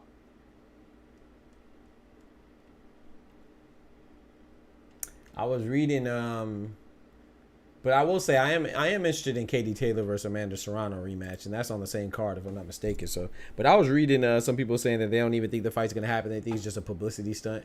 We'll see. I hope it's so. I hope it's just a publicity stunt, just to get his name out there, Jake Paul's name out there, and talked about. I hope so, because I don't want to see that fight, man. Once again, we were talking about earlier with the legends, man. I do not like to see the legends get punched on, man, by people that ain't got no business punching on them, man. But hey, it's their choice, you know. Get your money. I can't tell somebody not to do what they love. We watching Mike do shrooms. SD punched him in the leg and said, "That's yeah, he definitely did. He definitely did punch him in the leg, had him twerking, but it didn't count as a knockdown though." So that was I thought that balanced out, you know, because when Mbilli, people say it should have been a knockdown, which his glove did touch the canvas, but he did get punched in the leg too, and that was a low blow. So even though it wasn't in the gonads, one in the nuts, one in the genitals, it was still a low blow. So they canceled out. But yeah, the next fight that's coming up is what? The next fight is Floyd Mayweather versus John Gotti 3, chat. August 24th. That's next week. Yeah, we watching that? I don't know. We watching that, chat? You know what's crazy? I never watched a Floyd exhibition. I don't like exhibitions, bro. Even though I think Floyd is a GOAT, bro. I am not impartial. I am not biased. I just think that exhibition boxing stuff is trash. But I might watch this one, man. We have the next fight is Jared Hurd versus Jason Rosario on Pro Box on August 21st, right? And then we have Floyd. Oh, Brian Jennings. Okay. Brian Jennings is coming back. Oh, they trying to. Hey, the heavyweight division trying to make a comeback for. Is that Brian Jennings from the heavyweight? Who picked up boxing late? Yeah, it is. Brian Jennings coming back next week too, bro.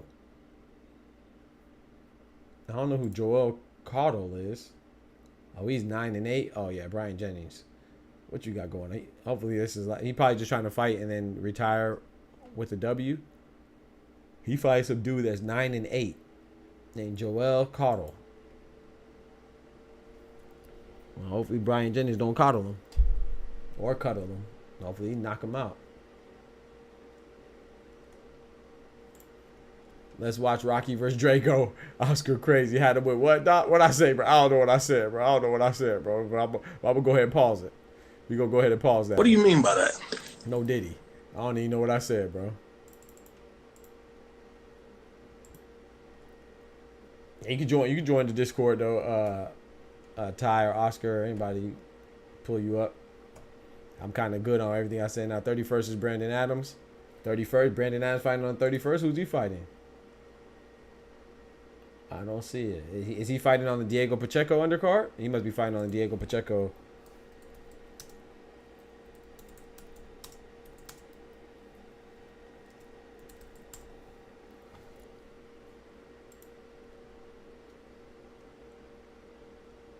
I want to see Brandon Adams, man.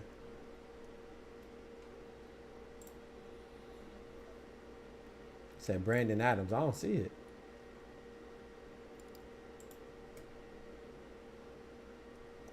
Off the chain. I don't see it, Brody. I wonder if he's fighting on that. Let me just look up him and see who he's fighting.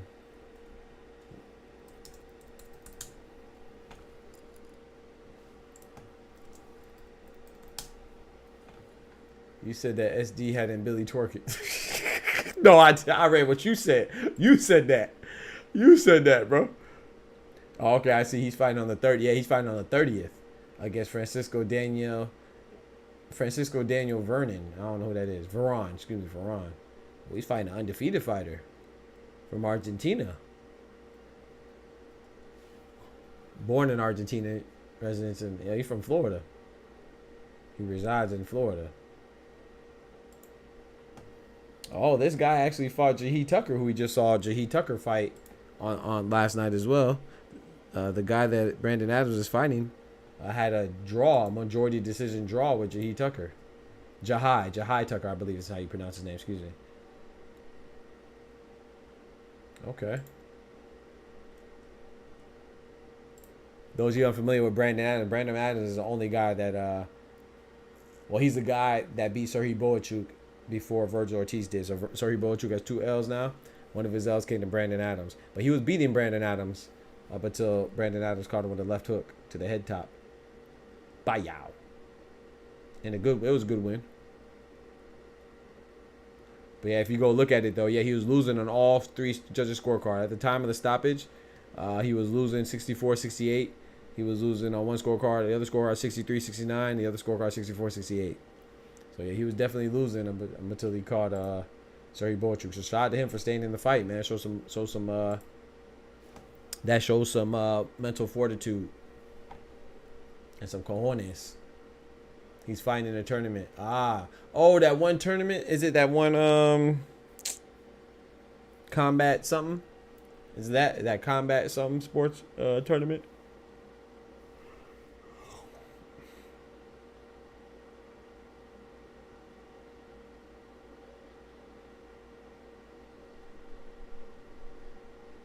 Off the chain.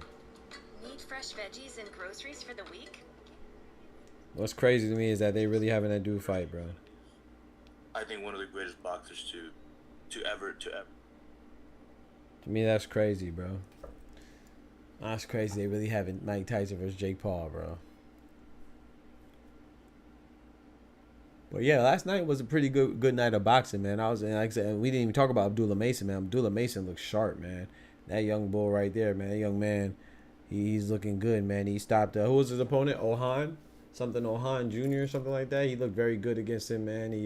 I think it's time for Abdullah Mason to step up his competition a little bit. He don't have to go through anything crazy like a major step up or something. But I would like to see him fight like a Miguel Madueno caliber fighter, like how Keyshawn just fought his last opponent, or maybe fight like I don't know. I would like to see him step it up a little bit. I think he definitely has the goods, man. He's been looking great. And yeah, we just want to continue bringing him along slowly. And I think he has, his 14th, 15th fight now. So yeah, I think that would be a good look for him to step up in competition a little slightly and see what he has, man. But I like the way they're bringing him along. I think it's a good thing for him. We'll see how it goes. I'm excited to see him progress more and more, you know. Yes, sir. Yes, sir.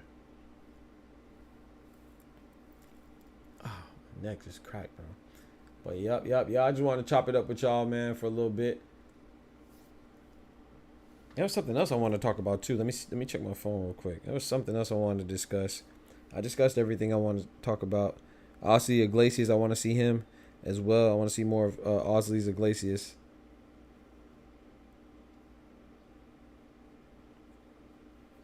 I think it'll be good to have him step up a little bit too. Even though Senate Abeka was a good fight, I would like to see him. Not even. Let me rephrase that. Not that I need him to step up, because that was a good step up against Abeka.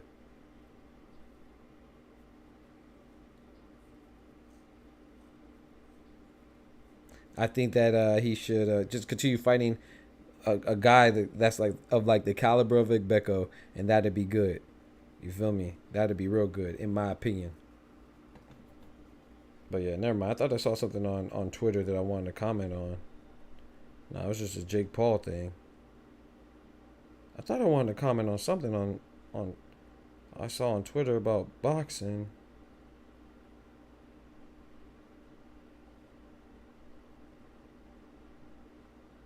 But maybe not. Maybe not. I thought I did, but no, I don't see anything. I don't see anything. Let me make sure, because I thought there was something. As soon as I get off, as soon as I end the stream, that's when I'm going to remember. Make sure. Hold on. What?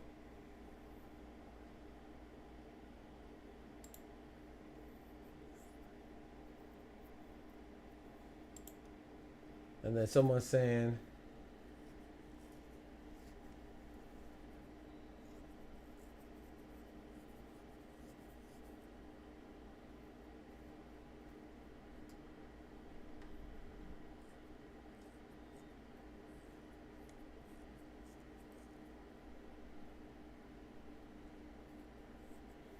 I don't get it. So I'm reading this thing that's saying that people are saying that Crawford shift his attention from going to 154 undisputed, but it's not saying anything that he said. They're just saying what they think.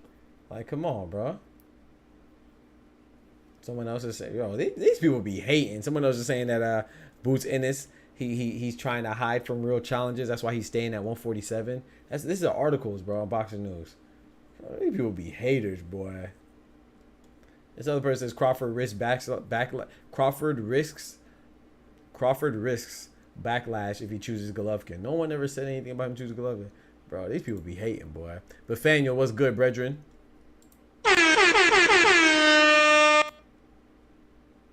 These people be hating, boy, for no reason, dog.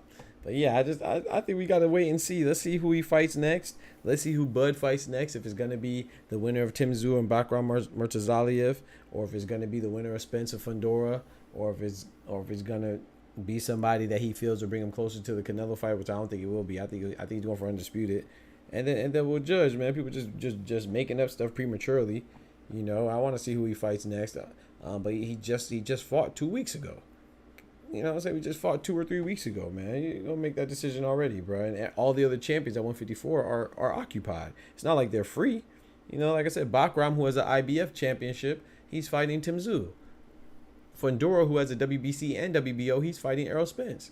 So let's see what goes on. And then Terence Crawford has a WBA himself. So let's see how it plays out. And then we'll make our assessments and our judgments when the time is appropriate. My boy Merle in the building, bro. I ain't seen you in a minute, man. What's good, Merle? Merle came through like a boss.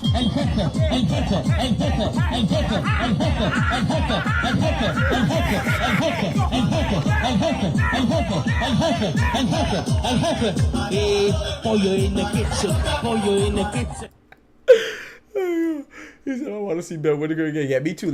He does have a fight coming up. I saw it. I don't know if I had a date yet, but I saw that they said he was supposed to be fighting. I thought he had a fight lined up. I read somewhere. I thought he was supposed to come back. I don't know if he had an opponent, but I thought he had a date when he's gonna come back on the card of something. Let me see if I could tell you. I could have sworn I read that before. He may not have an opponent, but he had a date. I could be wrong, though.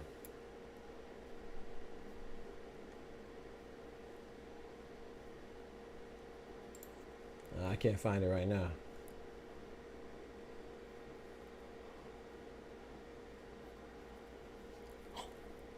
Nah, I can't find it.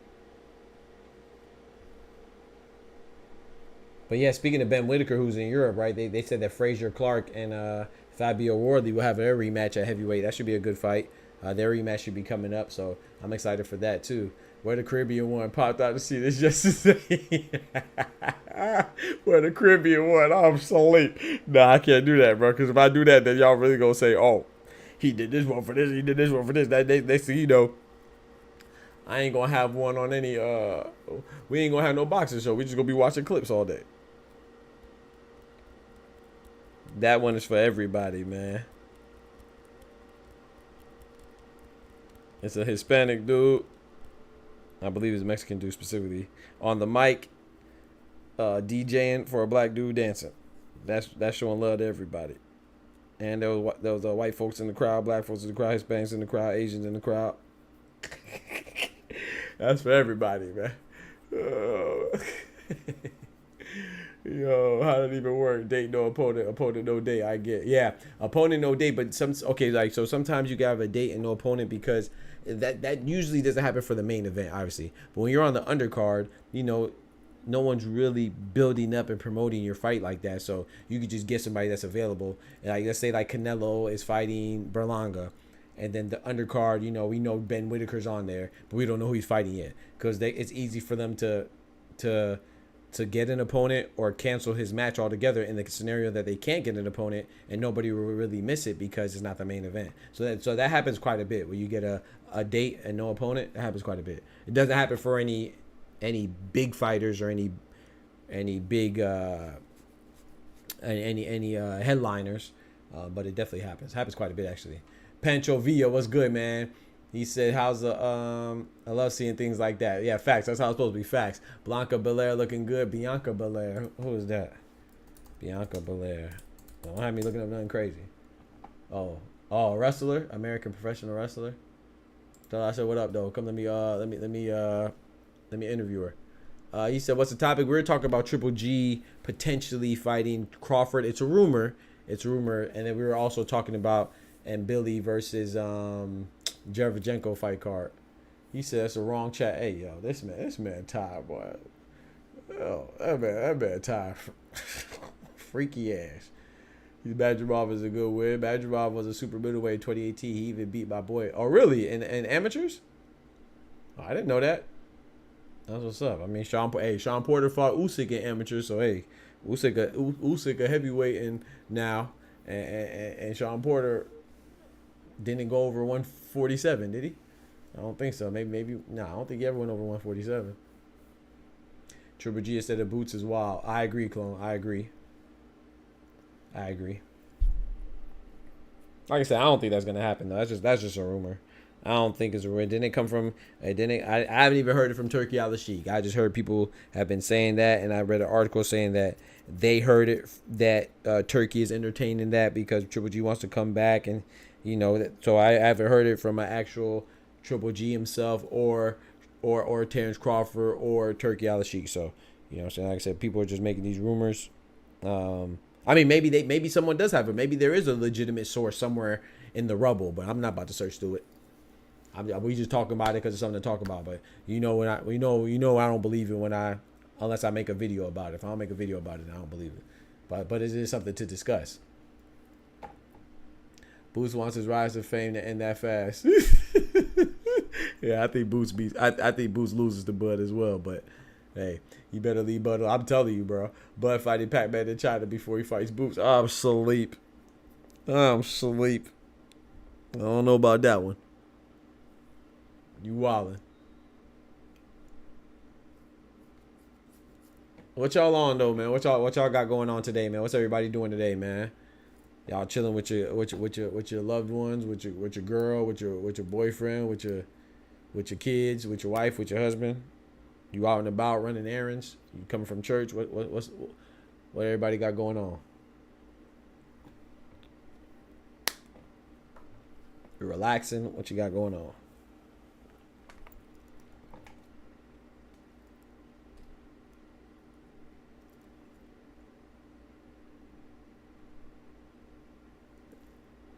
I'm just getting to make food, man. I need to make me some food as well.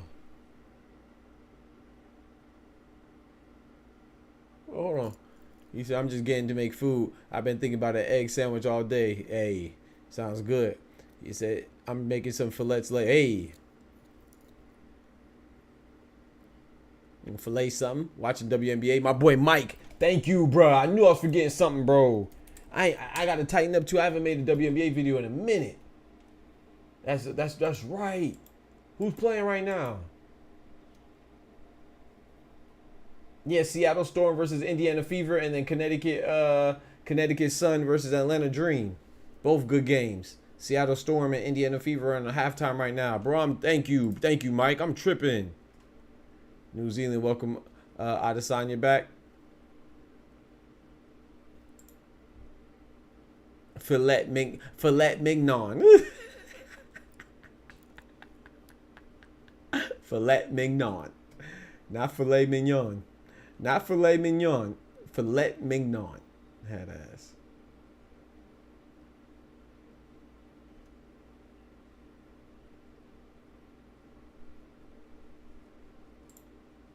Bro.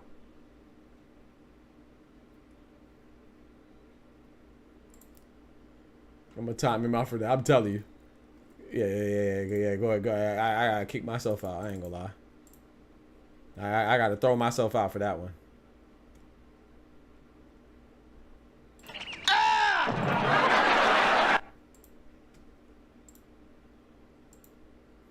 Now I'm talking about NTB. Now I'm talking about Sergiy. This man Close said, Mike, why? Cause we like sports. Hater, bro. Man, a hater, bro. The FIFA Game 5? Yes, sir. I gotta go watch for Seattle Storm. I gotta go watch Jewel Lloyd and Naka Gumuke and Skylar Diggins. And then for Indiana Fever, I gotta pay attention to Caitlin Clark, of course, and Kelsey Mitchell and Aaliyah Boston. They be balling, man.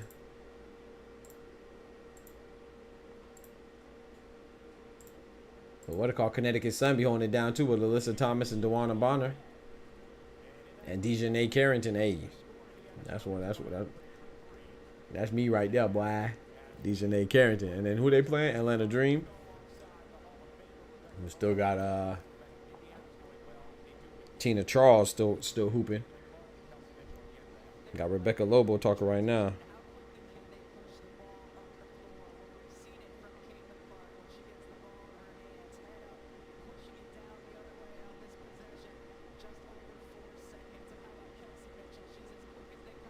My boy, man.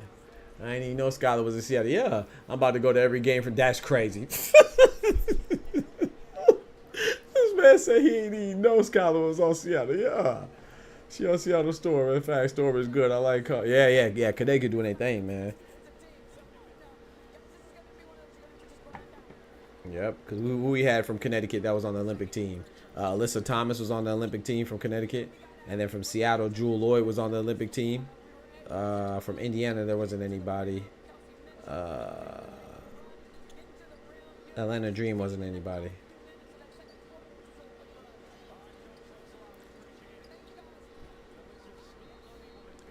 Yeah, she in Seattle, yep.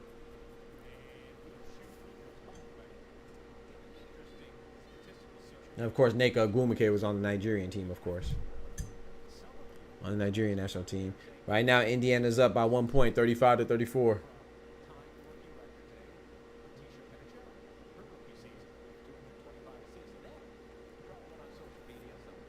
He said, yeah, she in Seattle now. That my boy Burrow finna become a fan. I ain't mad at that.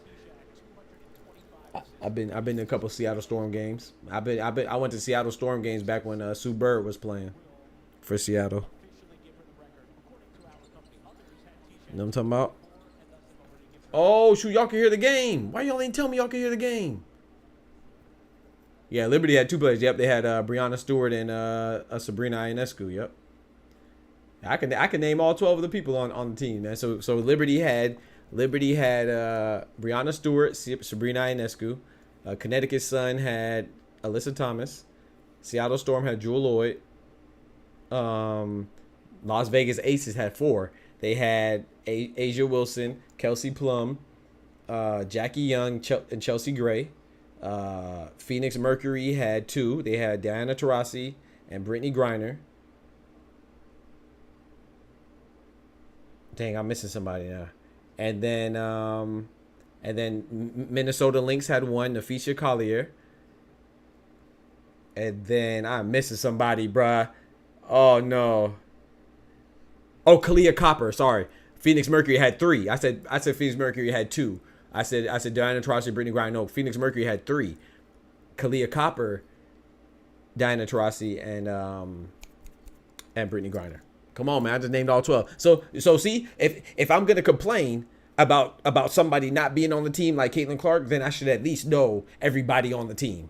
You know, there's people that are complaining about Caitlin Clark not being on the team or complaining about Angel Reese not being on the team. They're both phenomenal players. They're both great players, but they're rookies. They're unproven. Everybody that I just named, they have been either a champion in the WNBA, they've been a gold medal winner in the Olympics before, or they won collegiately. They won somewhere along their professional and collegiate basketball career. Every single person I just named. And they have a history of working together well. So before you say that Caitlin Clark should be on the team or AR should be on the team because they're popular, you should go look at the pedigree of the women and the history and the reputation and the resume of the women that are on the team, and you'll notice that there's some beasts. And no, Caitlin Clark or Angel Reese should not be on the team. Crazy. The only person that should have been on that team that wasn't is Arike Ogunbowale. And she would have been on the team, but she declined to be on the team. And maybe Dewana Bonner, if you want to say Dewana Bonner. Crazy as hell, man. People be talking crazy, man. And I like Caitlin Clark, and I like Angel Reese. People just be talking at the side of their neck. You're a fan of Caitlin Clark. You're not a fan of WNBA. And that's okay. But you should recognize that. Stop pretending to be. It's okay to be just a fan of Caitlin Clark. It's okay to just be a fan of Gervonta Davis. But when the Gervonta Davis fan or the Ryan Garcia fan pretend like they're a fan of the sport, then stop lying. No, you're not. You just know that particular athlete. So don't try to act like you're a fan of the sport. You're just a fan of Caitlin Clark. But Caitlin Clark is great for the sport of WNBA. But the majority of her fans are not great for the WNBA because they act like she's the only person that does something.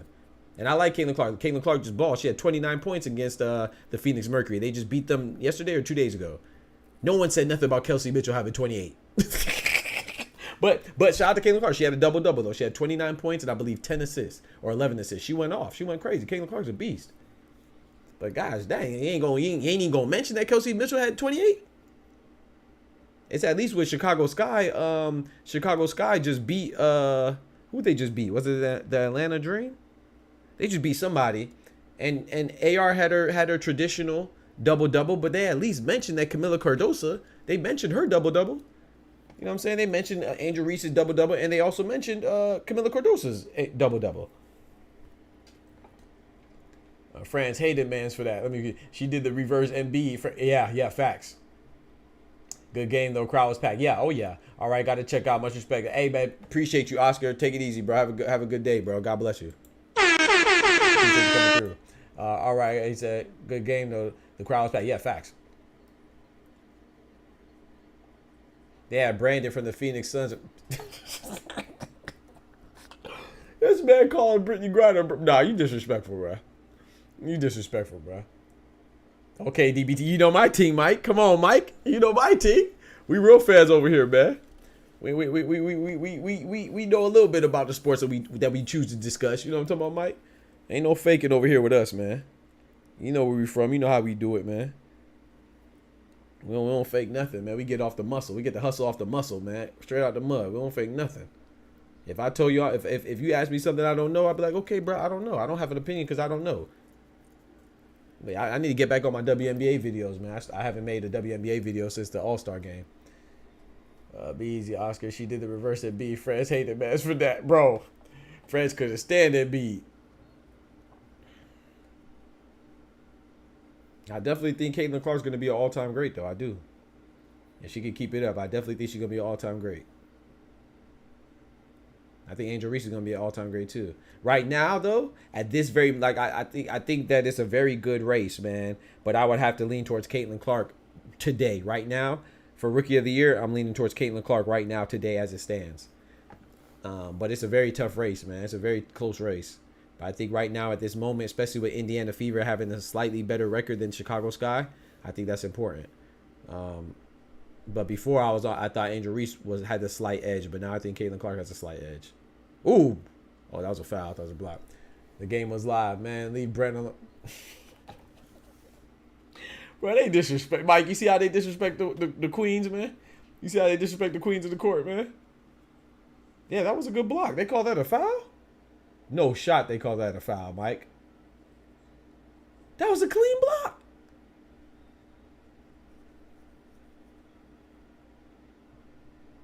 Oh, okay. Maybe they didn't call it a foul. Okay, maybe. Cause I can't hear it. I don't want to get copyrighted. I don't know if they call that a foul because it went out of bounds. I don't know.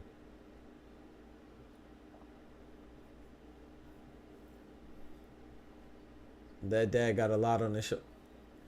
I'm done reading y'all, bro. I can't. You know, I was thinking about going live and just discussing some WNBA. I can't do it with y'all, man. I can't do it. I was thinking about going live one time. It was no foul. Okay, Ben, that's a good call then. I was thinking about going live and just discuss. I didn't know you watched WNBA, Mike. That's dope, man. Shout out to you, bro. Yeah, I make WNBA videos too. I haven't made one. I don't know if you know that, but yeah, I make WNBA. I cover the WNBA too. Not as much as I cover boxing, of course. There's a boxing channel first, but secondary, you know, I cover WNBA. I haven't made a video since the All-Star game when Team USA lost to Team WNBA, but yeah, I make videos, man. I should have made some during the Olympics, but I didn't, because I just wanted to enjoy it.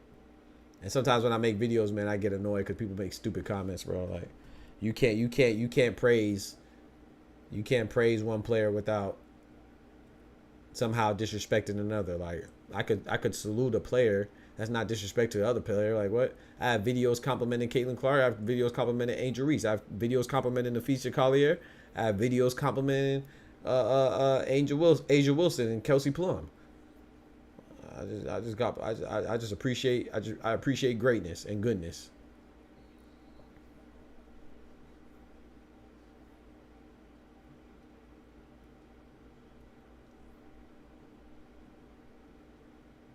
Off the chain.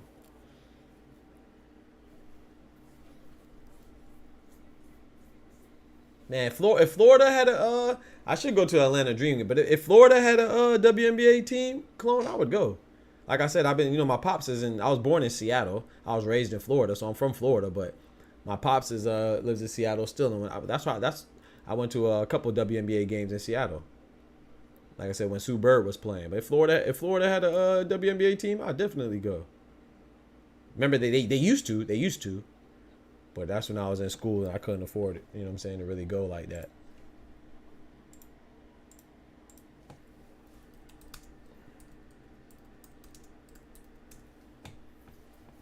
They used to have the Orlando Miracle.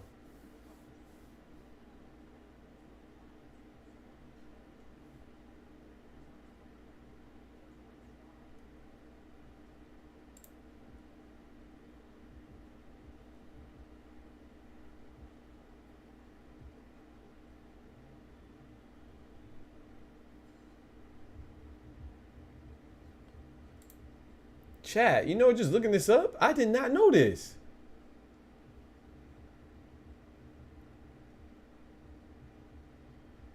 Wow. Hey, chat. Okay, I'm just reading this now. Because I typed in what happened to the Orlando Miracle, and I'm reading. It says the Miracle's owner, RDV Sports, the same company that owned the National Basketball Association Orlando Magic. Yeah, it makes sense. Magic and Miracle. Yeah, of course. Sold the team to the Mohegan American Indian tribe. So once they sold the team to the Mohegan American Indian tribe, the tribe operated the same tribe that operated the Mohegan Sun, a casino complex in Uncasville, wherever that is, Uncasville. The team began to play in a multi-purpose arena in the complex, and they renamed it the Connecticut Sun. I was like, why are they called the Connecticut Sun? That's why, because the Mohegan American Indian tribe who bought the team, purchased the team, they had a casino called the Mohegan Sun. So that's why it's a Connecticut Sun. Ah. I was like, why are they all the way? Because that's always confusing when I say the Phoenix Mercury. I'm like, why is they call it the Phoenix Sun? Like the Phoenix Suns. Because I think of the Phoenix Suns, the NBA team, and the Connecticut Sun. I'm like, what the hell? I go to a lot of the Celtics game. I live in Massachusetts. I went to play. Oh, word? Let's go. I went to 2 playoffs games. That's what's up, man. I know that was good for you, man. Shout out to the Celtics that won, man. I know you was. How'd you feel about Jason Tatum not getting too much playing time? Were you mad or did you not really care? I'm not gonna lie. I thought people were ridiculous, man. I thought some people were being ridiculous, being upset. I was like, bro, it's Olympic play, man. No disrespect to Jason Tatum. Of course, he's good enough to get all the time in the world. But hey, man, you know, I think people are just ridiculous. They just want to complain. That's why social media is so. It's good, but it's so bad for people's like self-esteem and people's just confidence, man. It's like, bro, no matter what you do, people are gonna critique. They won the gold, bro, and they were winning. And you complaining about who's not playing and who's is playing. I think people are just so petty, bro. But I do understand it to a certain extent. You know, Jason Tatum is a monster. But it's not like they didn't play him and they lost. That'd be crazy. But as a Celtics fan, what did you feel about that, Mike? How did you feel about that?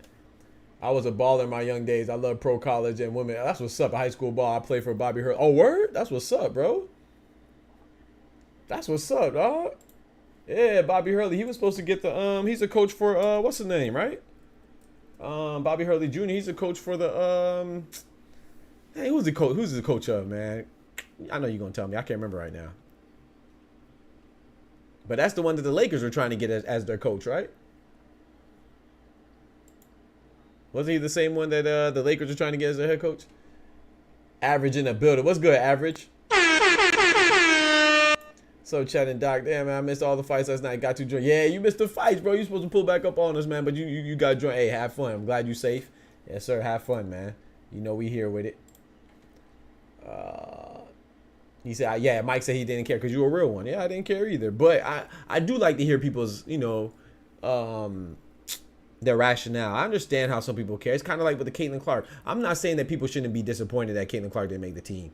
But you can't be so disappointed and act like these people don't know what they're doing. We have to respect, bro. They have won 8 in a row, bro.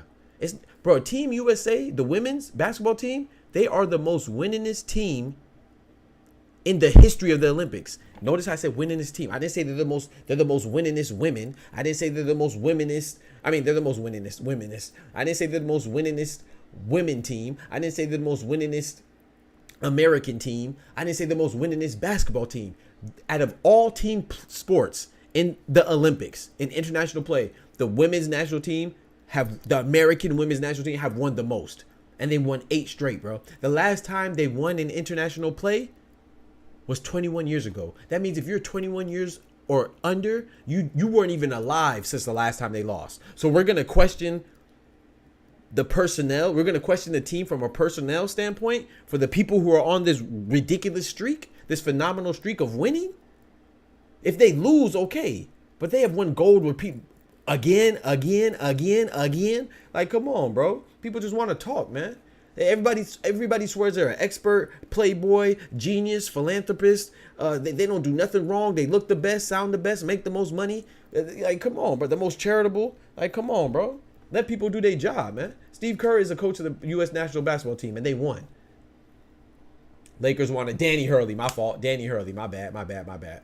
Thank you. Danny Hurley from UConn. Okay. Bobby Hurley is Arizona. Okay. Appreciate it. I don't keep up with collegiate sports too much, so yeah. Thanks for the correction. I don't work weekends, P. Lakers was trying to get everybody. They sent me an offer. I turned it down. I don't work weekends, P. Shut up, Chloe. But Average said, you missed the fights. Yeah, you missed the fights, but they were good too, man. If you could go back and catch it, I would say watch the Mbilli and Derevyanchenko fight. I thought it was impressive how Derevyanchenko seemed to perform with being handicapped, you know, of one arm. But Mbilli said he was injured as well. So it was good fights, man. Arslanbek Makhmudov versus Guido Vianello. That was a good fight too. So, but we got JJ shaking my head. I'm telling you, bro. They got JJ Redick. Yeah, I just think that, man, people you gotta remove yourself from emotion. But I think that's what shows you that you're a fan of basketball, Mike. So you didn't care. You know what I'm saying? It's funny, Mike, but you know what's crazy? Chat, I promise you, I'm not even lying. I wish I was lying. There was people rooting against the U.S. Nationals team to lose the Olympics, the women, because Caitlin Clark wasn't on the team. That's not healthy for the WNBA, bro. Like, I think that she's great for the WNBA, building popularity, making it, you know, so people are watching. But you got to understand, there's a difference between watching her and watching the sport, because that means if you're watching the sport, you're celebrating all of them. And there's a lot of fantastic players, man. Not just Caitlin Clark, you know what I'm saying? Currently, there's a lot, like Diana Taurasi is a beast. 42 years old, still balling. That's like LeBron type stuff. You know, you got Asia Wilson balling. Breonna Stewart balling. Back in the day, you had Candace Parker balling. Back in the day before that, Lisa Leslie, you know, balling. You know what I'm saying? Maya Moore balling. Come on, bro. Stop it, bro. Chelsea Gray, the point guard, balling. Like, come on, man. But she is definitely, you know, like I said, it's definitely good for the sport. Angel Reese and Caitlin Clark's inclusion, because it's going to be something like, what is it? It's something like Magic Magic Johnson and Larry Bird. You know, they're having a rivalry that stemmed from college, collegiately, and then moved on to the professional ranks. It's going to be great. It's great for it, for the popularity. But those of you that just like Caitlin Clark, you got to make sure that you know that the WNBA has been around for years and you weren't watching. You just started watching WNBA. The WNBA did not start with Caitlin Clark. But she's definitely a beast. And I think she will be a beast. And she's going to be a beast, and she's been playing great. Shit on most social media is just used to cause, yeah, it's just to cause conflict. Facts, Merle. Facts. Did you learn anything from Mbilli, or does he not got the goods to compete? I don't think he has the goods, average.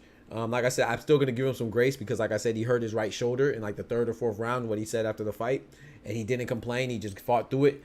That mental fortitude and that will to keep going, I gotta salute him for that. That's what you want to see demonstrated out of a fighter, showcased out of a fighter, that never quit mentality. But as far as I thought I was expecting to see a little more.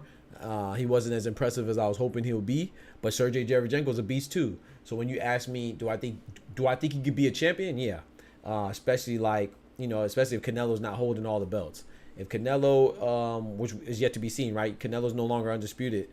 He got stripped of the IBF, so William Skull and I believe Vladimir Shishkin will be fighting for that. Do I think Mbilli could potentially beat one of those guys? Yeah.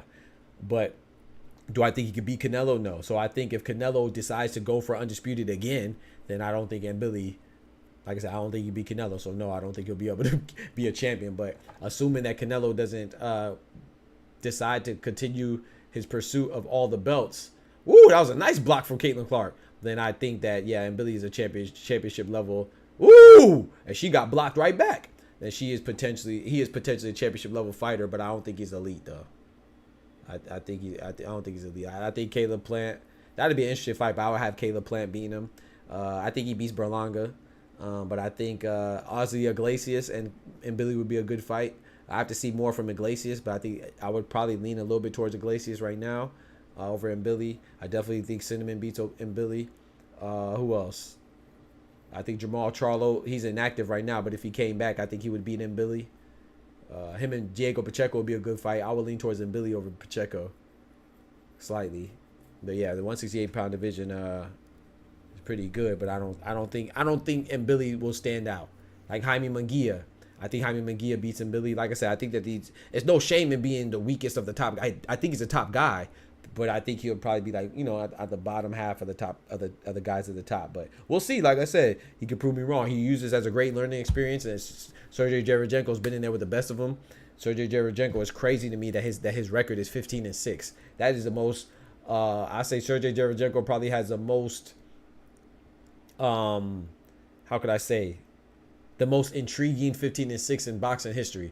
Like, Sergiy Derevyanchenko, man, he's a good fighter, bro. He's definitely a championship level fighter. He just loses to the top guys. He lost to Danny Jacobs by decision, lost to Jamal Charlo by decision, lost to Triple G by decision, questionable decision. Some people like Teddy Atlas said that he won. He lost to, most recently, Mbilli by decision. He lost to Jaime Munguia by decision. Some people say he won that too, but he got dropped in the 12th round. He lost to Carlos Adames by decision. Carlos Adames is a champion at 160. So it's like, bro, he lost to all championship level fighters. So Sergiy Derevyanchenko is probably the most confusing 15-6 I've ever seen in boxing. Caitlin Plant. I said Caitlin Plant. Hey, yo. I said Caitlin Plant. For real? I got to kick myself out. Yeah, I'm gonna take myself off the camera. If I say Caitlin Plant, I'm gonna just go ahead and take myself off the camera, bro. I got to kick myself out the stream. Bro, did I really say Caitlin Plant instead of Caitlin Clark? Or instead of Caleb Plant? That's crazy. These YouTube ads is wild on mobile. Really? Bro, they undefeated. They great. Really? Are y'all getting a lot of ads? I'm going to see if I can turn that down then. Because I don't be getting paid that much. I don't really be getting paid at all for them week behind ads. And if the ads are being disruptive, I'm going to see if I can turn them off. I'm going to look into that. Everybody getting a lot of ads?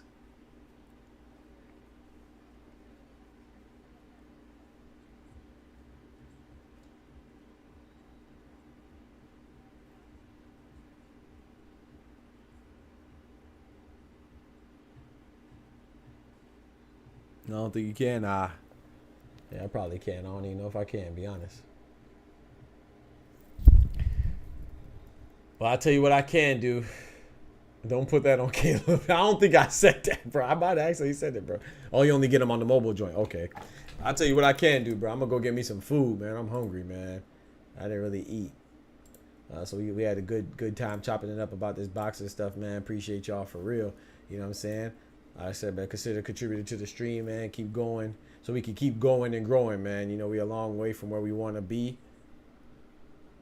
We're a long way from where we want to be. Very far from where we want to be. But I believe we could get there, man. And y'all rocking with me helps me get there, man. So please, not only like the video, but subscribe to the channel. Hit that bell, turn on notifications as well. And also, you know what I'm saying, consider becoming a member. It only costs $3 per month. You know, I know times are hard. But if you can, I appreciate it. If not, it's all good. But $3 does help a lot. Becoming a member helps the channel grow and gets recommended and all that stuff. And then, you know what I'm saying, got the Cash App right there. That thing twirling. Pause. Show some love that way. Or if you want to drop a super chat, you know what I'm saying, all that helps to keep the channel going and growing, man. I appreciate the love for real. But yeah, man, you know, we go live Monday through Friday, twice a day, man, at 8 a.m. for the morning show, and then 7 p.m. Eastern Standard Time for the late show, man. We got the evening show at 7 p.m. Eastern Standard Time, and we got the morning show at 8 a.m. Eastern Standard Time, and we getting it in, man. And we dropping a lot of what it called ting-tings. What it is? We dropping a lot of content, man. We drop videos on the daily as well. Yeah, no Diddy. That was crazy. Yeah, twirling is crazy. What do you mean by that? Yeah, no Diddy. But shoot, man, I appreciate y'all rocking with me as always, man. For real, man. Don't forget to like the video, but most importantly, remember, with God, we can do anything. Without God, we're nothing. Y'all be easy. Take care. The doctor's out. Peace. From the hood to college, both worlds they had to meet. 6 degrees between us, so cold we're about to freeze. But we're Florida boys, hot takes, we bring the heat. We're moving the culture, the engineers to the streets.